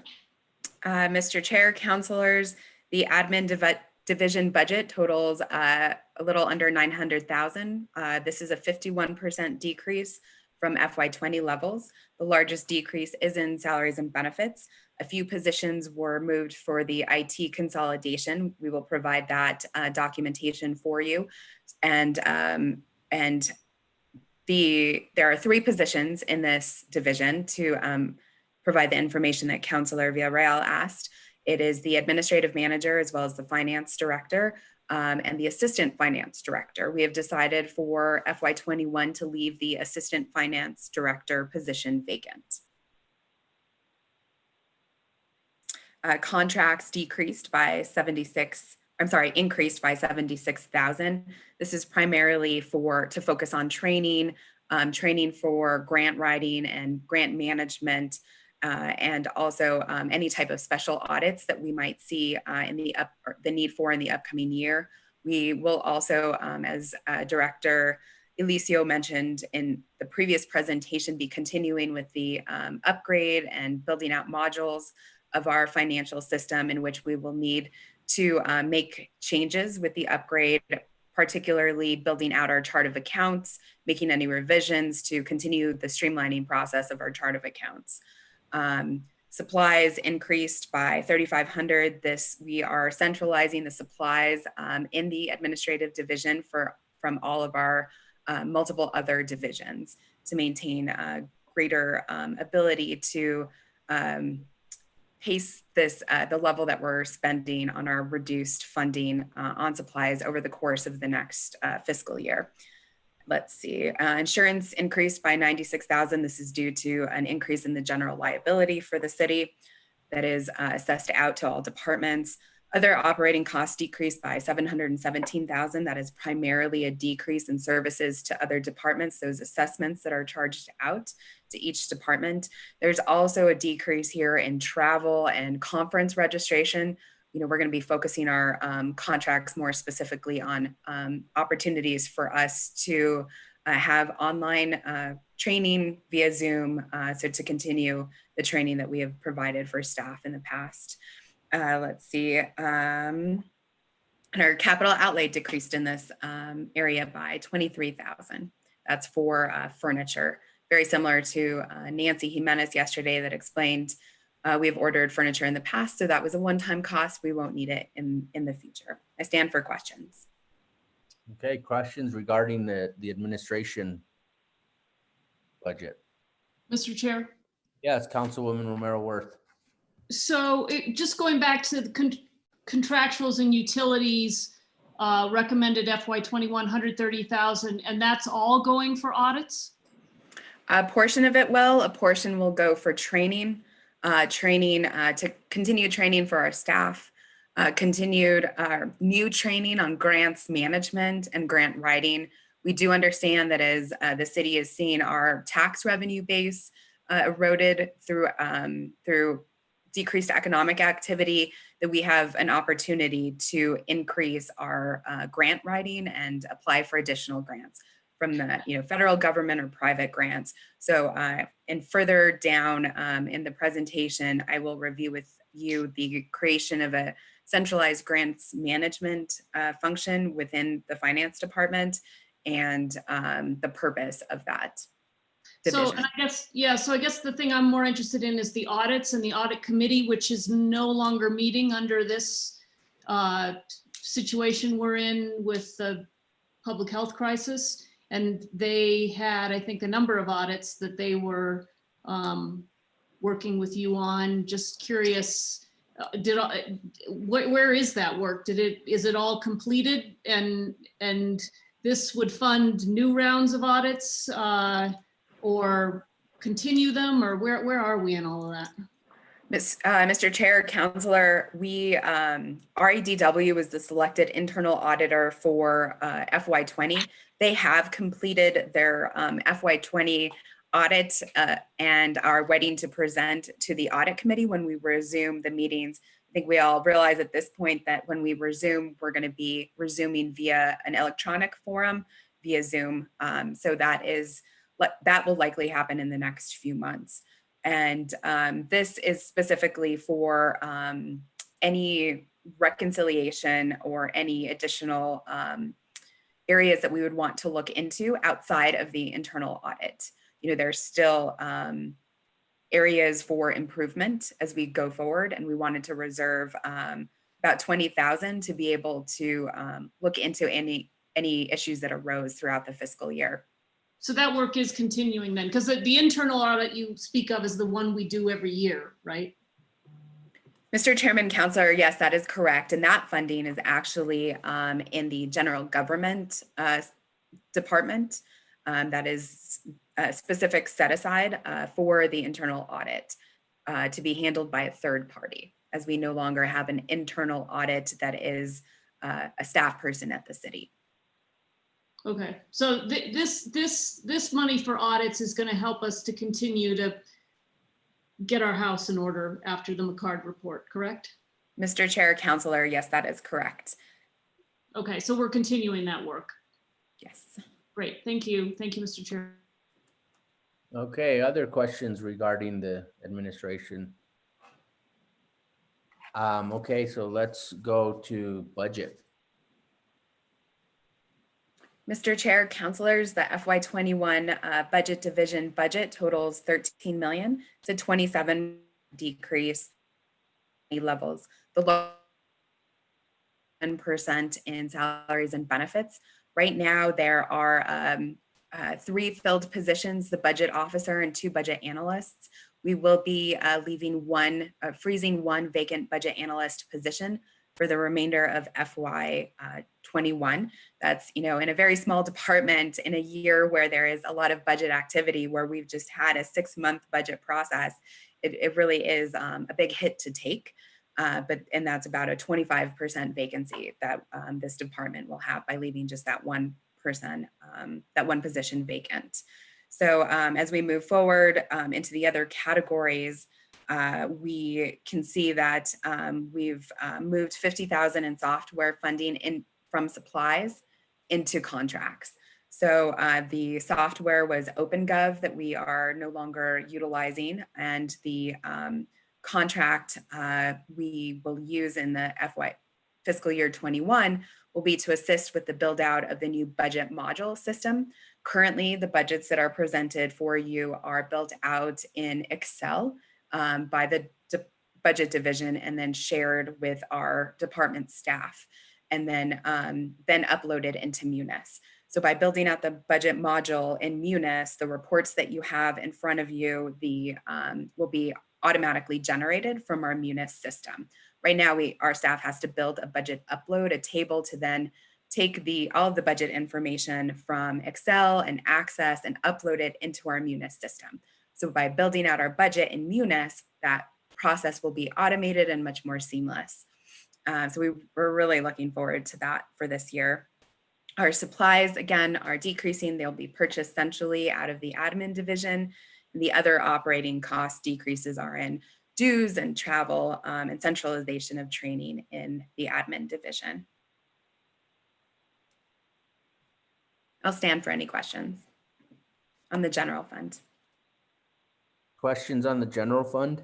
So I have one. So are we saying there's 4 positions, 3 will be filled and 1 will be vacant? Mr. Chairman, yes, that is correct. There are 2 positions, if I can clarify, there are 2 positions that are funded out of the general fund, which is the table at the top. Then there is 1 position that is funded out of, you can see the salary line item, out of the 0.5% GRT income fund in the second piece of that table. Okay, so and then 1's gonna be frozen. Mr. Chair, yes, that is correct. And is that a general fund position or a GRT? Yes, a general fund position, Mr. Chair. Okay, thank you. Any other questions regarding the general fund? Okay, so can you explain to us the 0.5% GRT income fund? Yes, this is primarily for debt service. As I mentioned, there is 1 position in budget that is charged to this fund. And primarily the focus of this is on debt service and capital, this fund. What do they do? What does that mean? We are currently presenting your operating budget, and very shortly we will be bringing forward the capital budget and the 2020 GRT bond issuance. And so all the work that our budget staff will focus on for the next few months will really switch from our operating budget to the capital budget. So, and building out the package, working with our municipal advisor and our financial advisor to be able to support our 2020 GRT bond package that we'll be bringing forward to you. So that's the type of capital work. There's also ongoing capital projects that were funded with the 2018 GRT bond that they continue to monitor and track, and we'll be pulling forward those budgets. Those are multi-year budgets, into the new fiscal year. There's also capital that's funded from the state. For example, the airport project that are multi-year projects that the staff focuses on.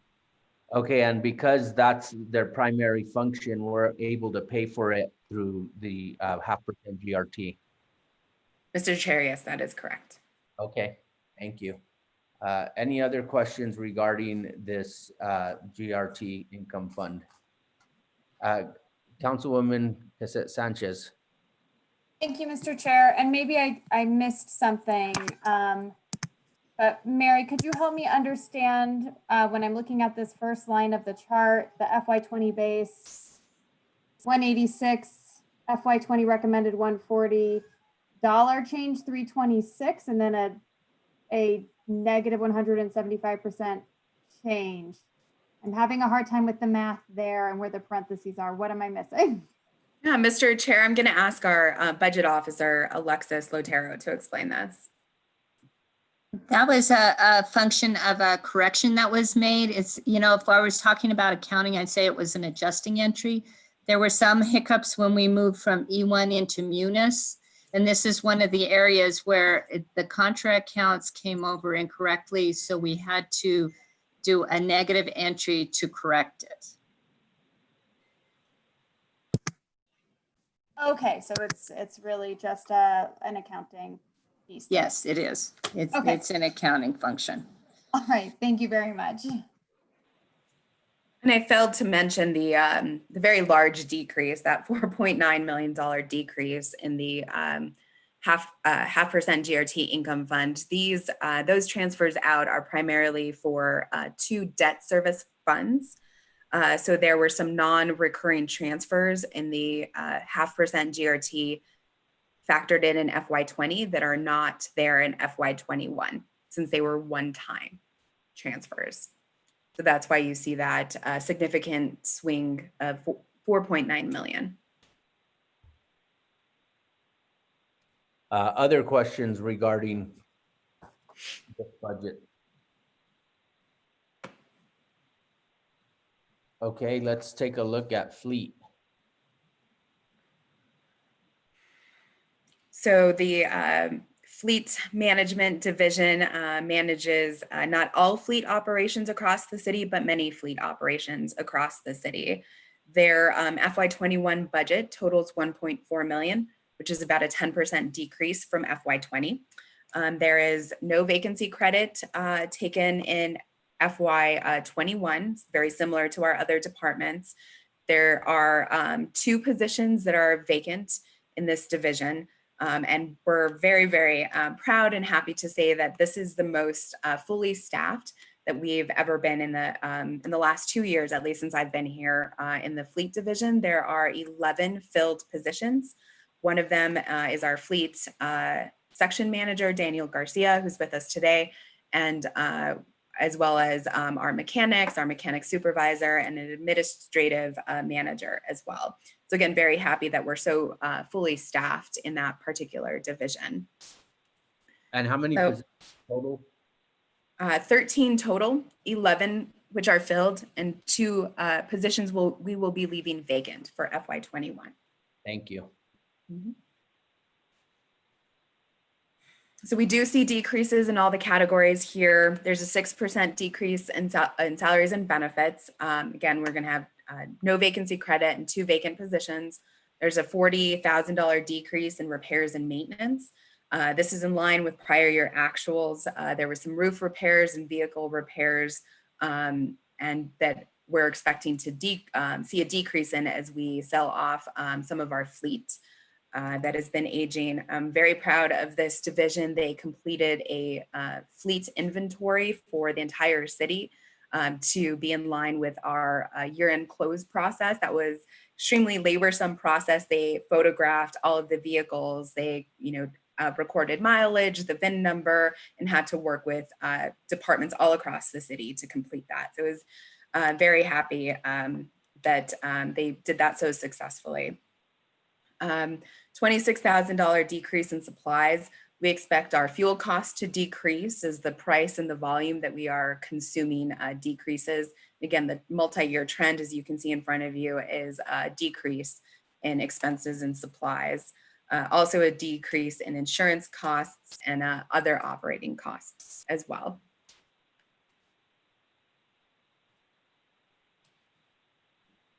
Questions regarding the fleet budget?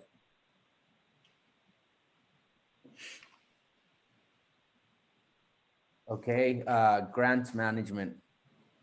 Yes, so this is one of the highlights of our FY21 budget for this year. We are creating a 5-position grants management division. The responsibilities of this division, as you can read in the description in front of you, is primarily for the grant accounting and financial analysis that has to happen for our significant grants, and researching funding opportunities and preparing grant applications and implementing grant operations in the new upgraded Munis system. So this is an opportunity for the city to centralize these grant management functions within finance. And if you recall, in the admin division budget, we did set aside funding in our contracts for training, both in grants accounting, grants management, as well as grant writing for these positions. This is our goal, to have a very robust, focused group in the city that handles grant accounting and grant writing. So the $609,000 that you see in front of you today is the salaries and benefits for those 5 positions. And 3 positions are internal finance department positions, and 2 of the positions, as we have discussed earlier, are being transferred from the Public Works division. One was the grants and operations manager for transit, and that is a vacant position. And the second is a grants administrator position, and that one is a filled position. So those 2 in this budget positions have been transferred into finance from Public Works. Councilwoman Villarreal. Can you clarify a little bit more? You said 5 positions, but 2 came from Public Works. One was Keith Wilson's position, and the other one is? A grants administrator position.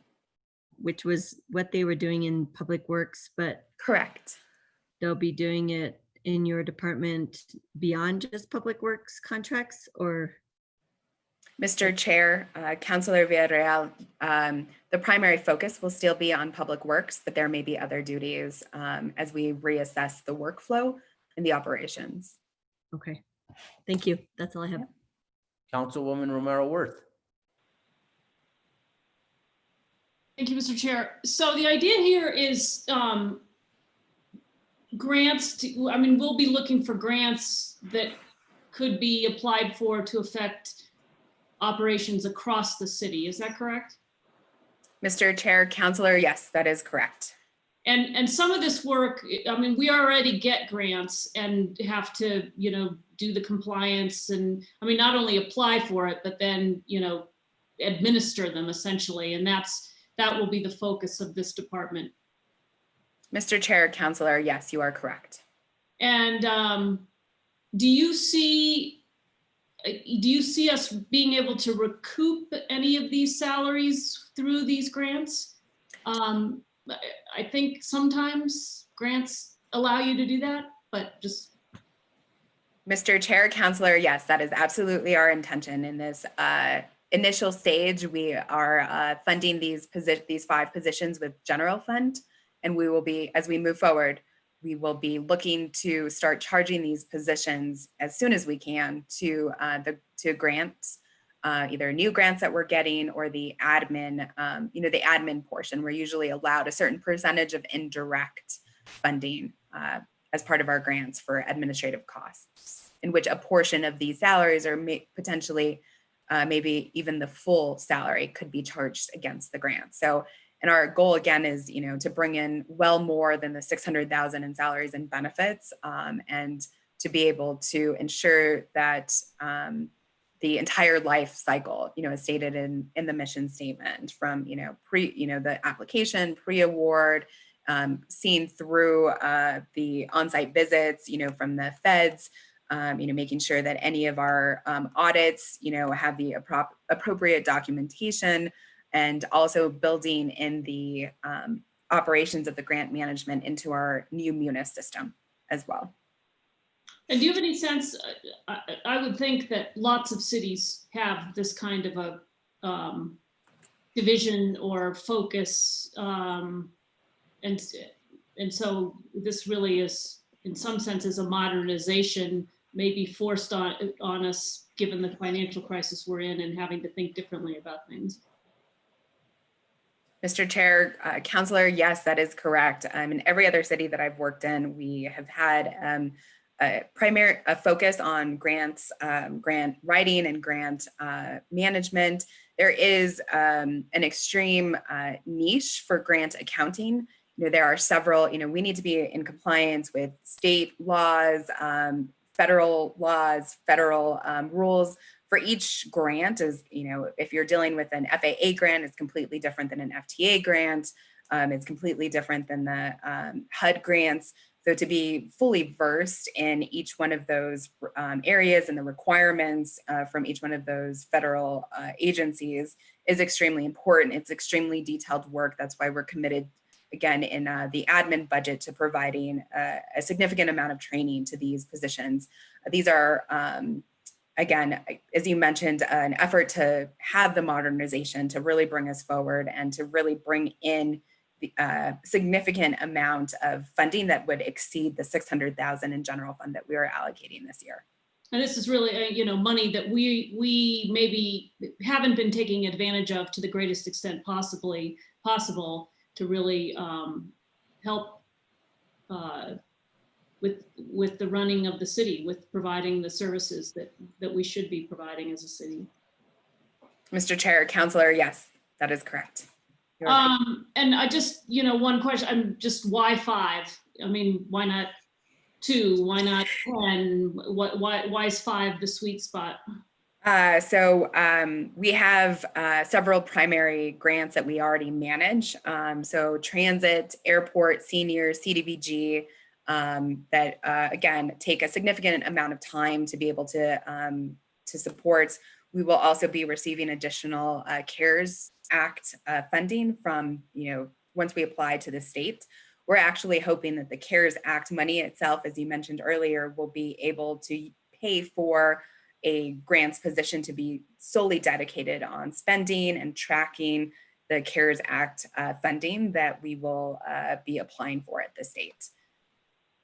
Great. So, I mean, it just seems like this is money well spent because of our ability to leverage it and potentially be reimbursed for this kind of money that we're quote unquote fronting to get this department or this office established.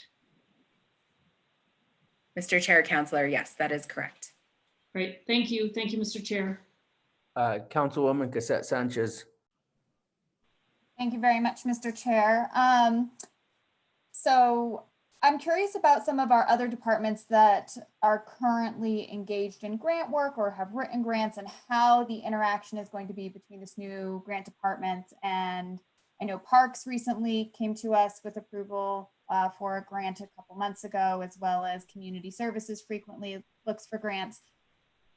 One, how will the coordination work? And two, is this going to expand all of these departments' opportunities to really be looking for, applying, and managing grants? Because as you mentioned, it's a pretty time-consuming process.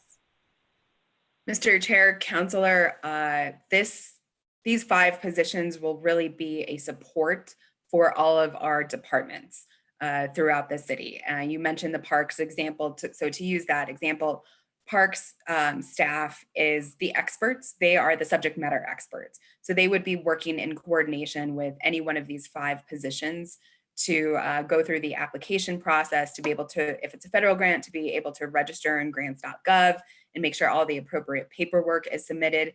And then as we walk through the entire life cycle of the grant to make sure we are complying with the deadlines, to make sure we are drawing down on the funding in a timely manner. So really these 5 people will be the support system, making sure we are in compliance with the rules and regulations that we have to adhere to. We understand that an example of park staff, they have their own full-time jobs, right? They are the subject matter experts. They may know of a particular grant opportunity, but we're here to provide that technical support for them. Yeah, that's really wonderful to hear, because it is, I know that I've spoken with other people about the, I think specifically in community services, they already do a lot of work with grants, and that there is a desire to do more, and having that capacity. So along the same vein as what Councilor Romero-Worth was saying, is that this really feels like a very good investment for our city, more so than just an expenditure. I'm feeling very excited about the development of this department. I know in other cities and counties that I have interacted with from the other side, from being the person getting grants, that I frequently see this in other municipalities. So I'm very pleased to see us stepping up here. And I really hope that this will increase the capacity across our departments to start creatively looking for those grants, and also providing that opportunity to try something new programmatically that we may not have had the financing to have. So I'm really excited about this, and thank you guys for heading this up and for putting it in the budget. That was all. Okay, payroll. Oh, wait, yeah, hang on one second. Councilor Vihil-Coppler's hand went up. Councilwoman Vihil-Coppler. Thank you, Mr. Chair. I almost missed my question. Mary, would this grants management also handle grants for the police department? Because there's many grants available through the Department of Justice and all those other law enforcement organizations. Mr. Chair, councilors, we plan on supporting every department, and that would include police as well. Yes. So you won't really, well, maybe I'm misunderstanding. You won't be writing grants or applying for grants? Or will they keep their person who writes grants? Or do they even have a person? I don't know. Mr. Chair, councilors, I think many of our staff across the city are serving in positions where they're jack of all trades, right? They could be applying for grants as well as running a program. So as we are developing this program, we are the technical support, and we can assist in writing if someone does not have that particular capacity. So we're more than happy to assist in the grant writing. It's really the entire life. If you think of, the grant process as the life cycle, from the initial writing of the grant to all of the documentation that you have to submit in the pre-award process, through making sure that we have all of the documents in place to submit for reimbursement, and that we're actually drawing down on our federal reimbursement. All of the details that's involved in that is very time consuming and very detail oriented, right? We're going to be planning on creating a centralized grants file repository. So we have the files in electronic copy as well as in hard copy. There's also federal monitoring visits. So, where, for example, DOJ can come on site and then they can monitor, the expenditures of the particular grant that the city of Santa Fe was awarded. And so all of that is, again, very time consuming. And we understand that staff in the departments have been assuming these responsibilities for a long time. And our opportunity would be to be able to provide support throughout that process, as much or as little as needed. I think, we spoke about one of the positions that's coming over from Public Works is the grants administrator. That's, primarily been his function, is to support, many, divisions. I know when the library division was applying earlier this year for a grant, he was there to assist them. Again, it's all the small details. It's making sure the accounts are set up in grants.gov and the federal system, making sure all of the documentation is appropriately accounted for. And I think there's been a successful model with the grants administrator and the work that he's done in Public Works. So we're really looking to magnify that across and support all city departments. Okay, thank you. Thank you, Mr. Chair. Okay, thank you. Payroll.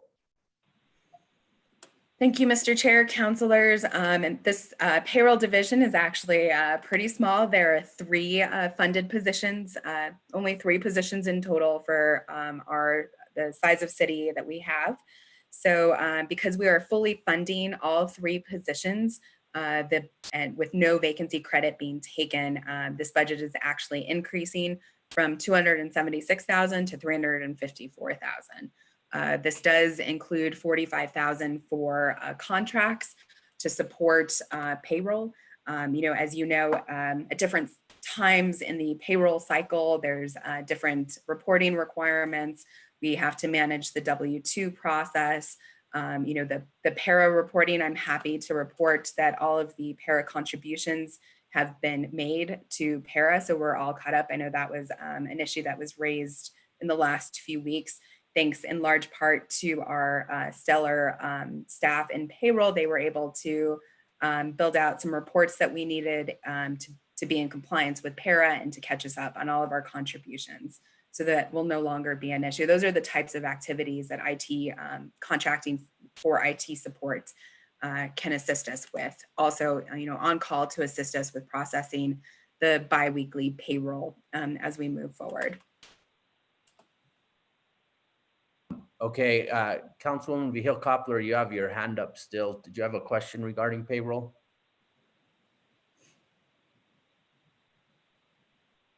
Well, I'm sorry for leaving my hand up, but yes, I do have a question. I'll lower my hand.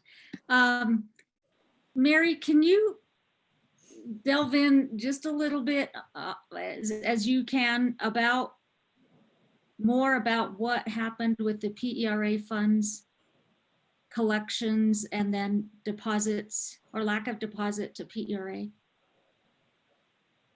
Yes, Mr. Chair, councilors, as we transition to the new payroll, the new HCM and payroll system in April, that was the first pay period where we started to encounter problems. And so since then we have been, we needed to develop reports and needed to correct several outstanding errors. And so again, we've had a new position in new person in payroll that has been learning these responsibilities and has done an excellent job in being able to comply with the para reporting and catch us up in those in that area. So I learned, I guess, when this happened, that the payroll officer that we just hired from the state no longer works for the city, I believe. And so I kind of chalked this up to maybe it was a transition of, training and learning the payroll system or something. I'm really not sure, but it would be hard for me to believe that the former payroll officer, who was very experienced, would have, omitted these collections to be deposited. But I just want to understand it. I certainly know it wasn't anything intentional, but it was problematic, I think, and not transparent that the employees didn't know that this wasn't happening. And I hope that there are safeguards so that in the future this doesn't happen, because I also heard from employees that at the same time, their collections for the deferred comp weren't submitted either. And so there could have been a loss in their investments, or chances are there probably could have over that spread of time. So I'm just wanting to be sure that this kind of thing, you feel comfortable that it's resolved and that, we can move forward.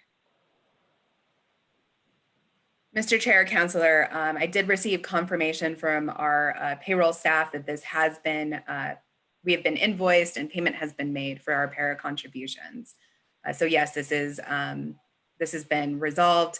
Again, we're very grateful to para and para staff for assisting us through as well this transition into our new financial system, which was primarily the main reason for these delays. In addition, to that, they were able to waive any fees or penalties that would have been associated with the late payments. So again, very grateful to the para as a state agency for being such a great partner with us over these last few months. And again, really proud of our new staff person who's the payroll specialist that has come in brand new to the city and been able to learn a new system, and not just the Munis system, but also the para system, and be able to really be successful in working with our IT partners to catch us up and make sure that we're current. So along with that, the deferred comp contributions were also remitted? Mr. Chair, Councilor, let me confirm that and I will get back to you. I believe they were, but I will double check. I hope so. And also we heard from I think many councilors probably got the same email, that scheduled garnishments and such were also part of it. So you might want to check on that as well. And any other payroll items that go through. I realize there's many things that go through payroll. I too want to express gratitude to PERA for working with us and saving us some money and fees. I just want to be sure that, number one, I know mistakes happen. Number two, that when mistakes happen that affect employees, that they're notified. And I think people handle things better without surprises. But I do appreciate your office taking steps to get this all accomplished, and the money's going where they're supposed to go, and also just setting things in motion where this cannot happen again somehow. So I appreciate your efforts. Thank you. Thank you, Mr. Chair. Thank you. Okay, so Mary, purchasing. Mr. Chair, continuing on with the purchasing division, the budget for this division totals $424,000, which is a 2% decrease from the FY20 level. Here we are fully funding all 3 positions that are funded out of the general fund.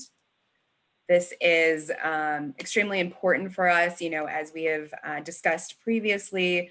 Procurement is a very important has a very important role for the city. Again, they support all departments as we are making sure we are in compliance with the procurement code making sure that we're getting the best financial opportunity for the services and goods that we are purchasing. So again, there are 3 positions funded in total. There's 1 vacant procurement analyst position that is funded in this, and we look forward to hiring that position very shortly. Questions regarding the purchasing budget?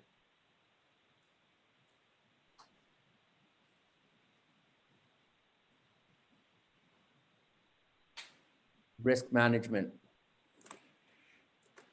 The FY21 risk management division budget totals 4.9 million. This is a 20% decrease from the FY20 levels.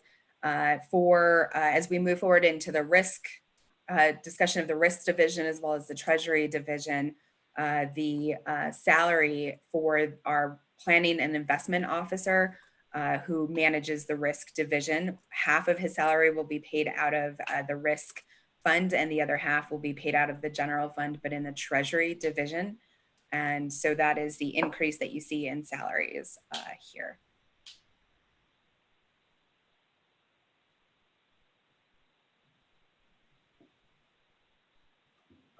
Questions regarding risk?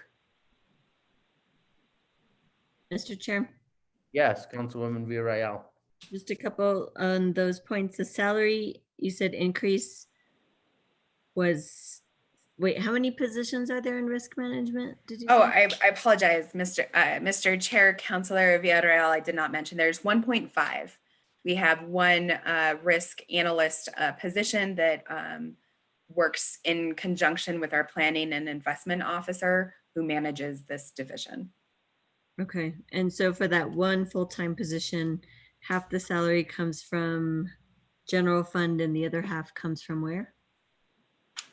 From the risk management division, the one that is Fund 600, the one that's displayed in front of you right now. Got it. But that changed because initially everything came from initially the planning and investment officer was paid out of the budget division. Okay, thank you. And then the contractuals was a big decrease. What was the change there? Mr. Chair, I'm going to allow Brad Flitch to go into a bit of detail on the risk budget. Mr. Chairman, thank you, Councilor. The 75,000 is a reduction. Typically, we have been budgeting 125,000 for the city attorney for various expenses they may have that would be covered by risk. This year, they didn't spend any of it last year. We cut their 125,000 budget by 75,000, and they still have 50,000 in that. The other 5,000 is a actuarial contract that we are required to produce annually. What's that? I don't know exactly what it is. I will get back to you with that information. Okay, just curious. I've never heard that before. So the majority is the support for a portion of attorneys. That's correct. As you know, the risk management fund is assessed to all of the other departments. It covers risk or insurance premiums and general liability claims and property damage. So we assess our entire expenses out to the other departments. And Mr. Chair, Councilor, being able to reduce down closer to actual expenditures, then essentially what that did is it lowered other departments' assessments and the amount that they would have to pay. So this was another area of right sizing to make sure we are actually charging for the costs that we are incurring. Got it. Okay, thank you. That's all I have. Okay, other questions regarding this risk budget? Oh, wait, I forgot to ask about transfers out. What was that number change? Mr. Chairman, Councilor Villarreal, it's a 78% reduction or 1.434 million. That reduction is a consolidation of funds. So that transfer out is no longer necessary. So the,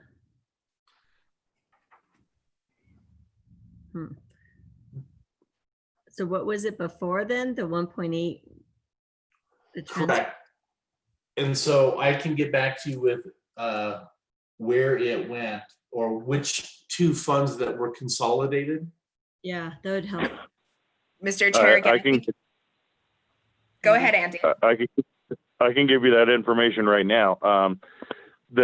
The assessment from risk management used to cover two things, basically. The operations of the risk management division or this fund, which includes employees and insurance costs and overhead costs, but it also included an assessment of the prior year's insurance claims.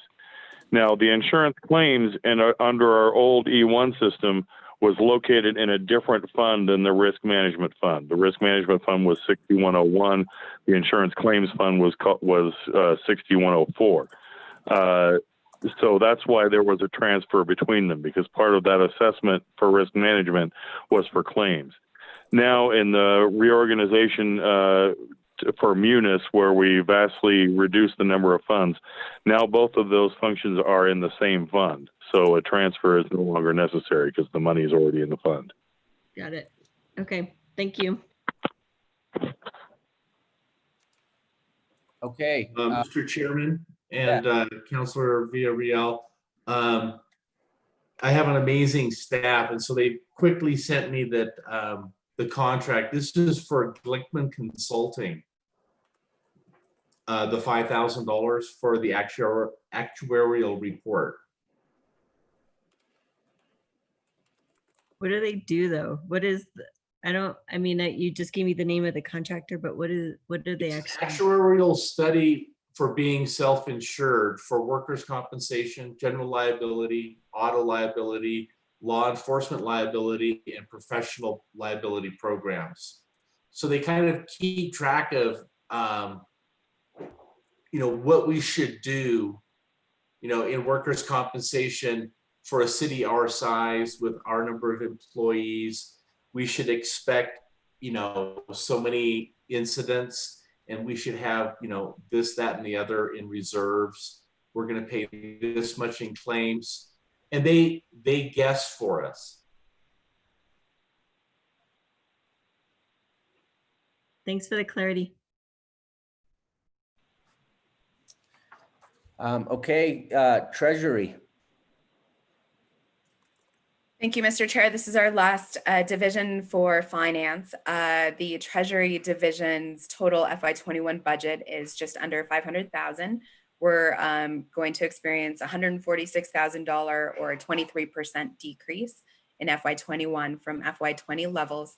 The primary changes are in salaries and benefits, and to provide the information that Councilor Villarreal requested, we have 4 positions that are funded in this division currently for FY21, which leaves, I believe, 4 positions that are vacant.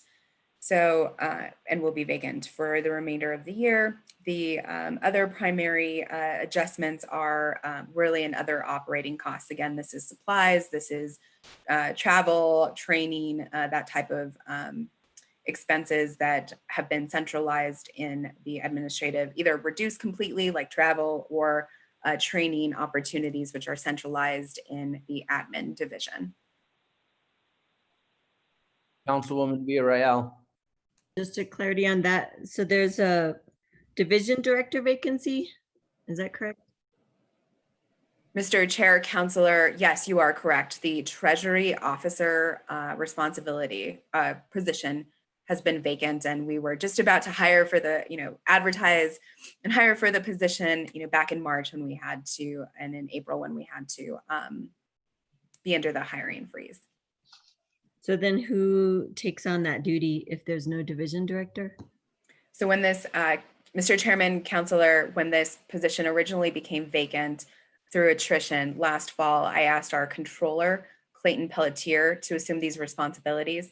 So he's been filling in those responsibilities since then. And it is, Clayton is an extremely well-valued member of our team. He has many decades of experience, both in the private sector and in the public sector, in mainly in the accounting world and in our controller world. So it's our, we're looking at the opportunity to transition him back into the accounting division now in FY21 to be able to assist with day-to-day operations. And then I have, will be asking Brad Flitch as the planning and investment officer to assume the responsibilities for the Treasury division. So that the fact that the person is doing double duties, so is there a way to, I mean, right now, Clayton, you said is doing double duty. They're doing controller and the fulfilling acting division director position? Mr. Chair, Councilor, Clayton, as when the position became vacant in the fall, we asked our controller to transition into the Treasury officer position. And Deborah Harris-Garmendia has assumed both the role of controller and accounting officer. So that is, she's been pulling double duty in the accounting division. Again, it is extremely important for us to have as much support and in our accounting division. And really, we have two experts in their fields with Deborah and with Clayton to be leading the accounting division. So that's why we're making this transition back. Again, we didn't think it would be almost a year that Mr. Pelletier would be assuming the responsibilities of the Treasury officer. Okay, thanks for the clarity. Councilwoman Vihil-Coppler. Thank you, Mr. Chair. I'm not sure which division is the appropriate place to ask this question, but Mary, what is the focus now on internal auditing, and where does that fit? I know I thought we changed it to a contract, but I don't really know, and I don't hear anything about internal auditing. Maybe I shouldn't. Mr. Chair, Councilor Vihil-Coppler, internal auditing is actually budgeted. You are correct. It is conducted by a third party. REDW was the selected vendor for FY20. They've completed an internal audit and are waiting for to present the internal audit to the audit committee, as well as to the finance committee in the next few months. We did have a pause in meetings with the audit committee when COVID hit. And so we are planning to resume those regular meetings in the next few months. But again, to answer your question, the internal audit is a third party contract, and the budget for that is in the general government department, which you will be reviewing on Friday. All right. Thank you for that. Oh, well, when it goes to finance committee, will the report actually make its way to the city council? Mr. Chair, Councilor, yes, we can make the report available to all councilors, of course. Okay, thank you.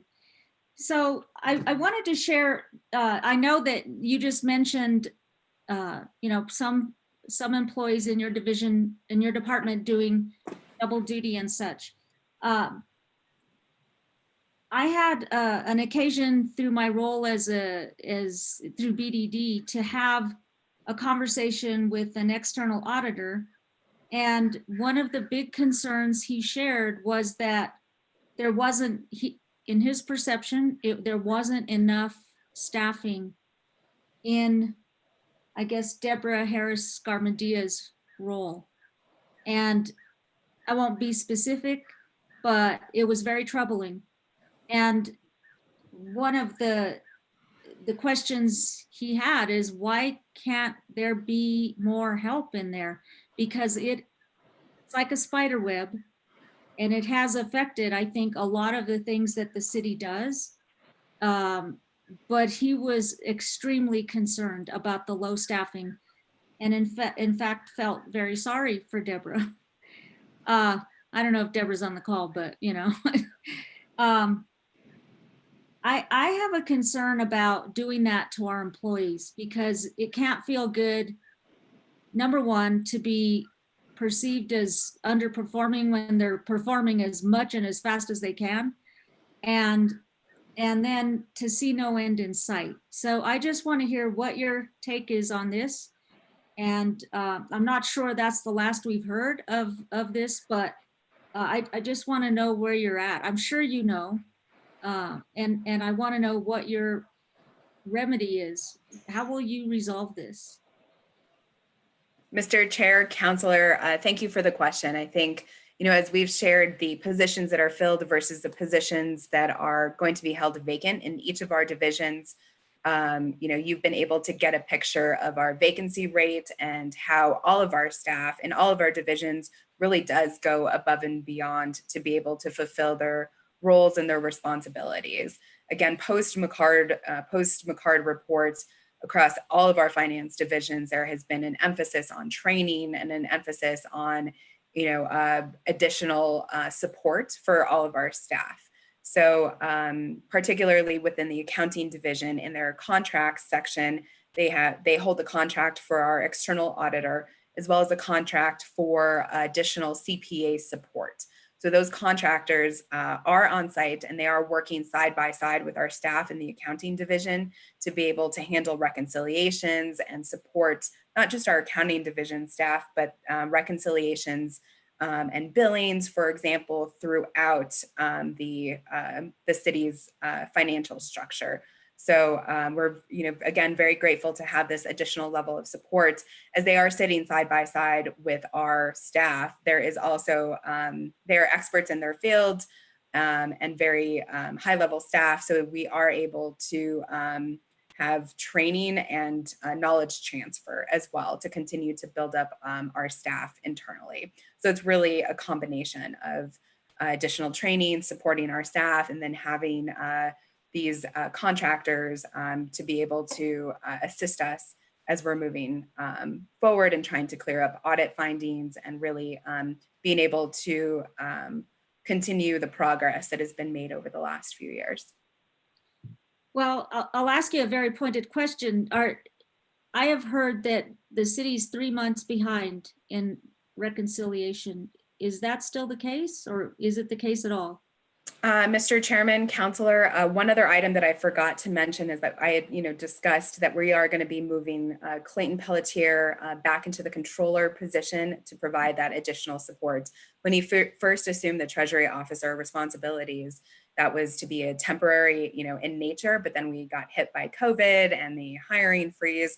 So that will be an additional FTE support, and he is a CPA. So very appreciative and grateful for his expertise to the accounting division. Across the city, I think it varies in terms of the reconciliations. For example, I know we've been discussing BDD. Our staff did reach out to BDD staff, and the billings ended back in December for BDD. So the city has not been billed since December for BDD. So those are the types of, that's the type of checklist that we have to go through to make sure that we are caught up. We are in the process of year-end close currently. So we are closing out fiscal year 20. We have a few more days and about another week or so to be able to get in all of our invoices so they're all paid. And then we can really start in earnest with our year-end close process. Well, I just want to make clear that, the discussion I did have with the external auditor, BDD was as far as they could get, waiting for the other city component, as you are the fiscal agent, the city is the fiscal agent for BDD, to complete their records. So my question though is, on the city side, are we caught up or are we behind? Where are we? Mr. Chair, Counselor, we are in the process of closing out fiscal year 20. And so we have a schedule that we are on track for to be able to have our audit team, CLA, probably the external auditors that you spoke with, on site here in the next few months. Okay. All right. Thank you for that information. Thank you, Mr. Chair. Okay, is there a motion regarding the finance budget? Move to approve. Second, Second, Okay, we have a motion, we have a second. Can I have a roll call, please? Counselor Carol Romero Worth, Yes. Counselor Signey Lindell, yes, Counselor Renee Villarreal, Yes. Counselor Jamie Cassett Sanchez, yes. and Counselor Romana Beta. Yes. Okay, so that concludes the departments we were gonna hear today. We will pick up tomorrow at 1 p.m. with community services. We'll have fire, police, and emergency management and safety. Thank you, staff, and thank you to the members of the governing body and the finance committee. We are adjourned.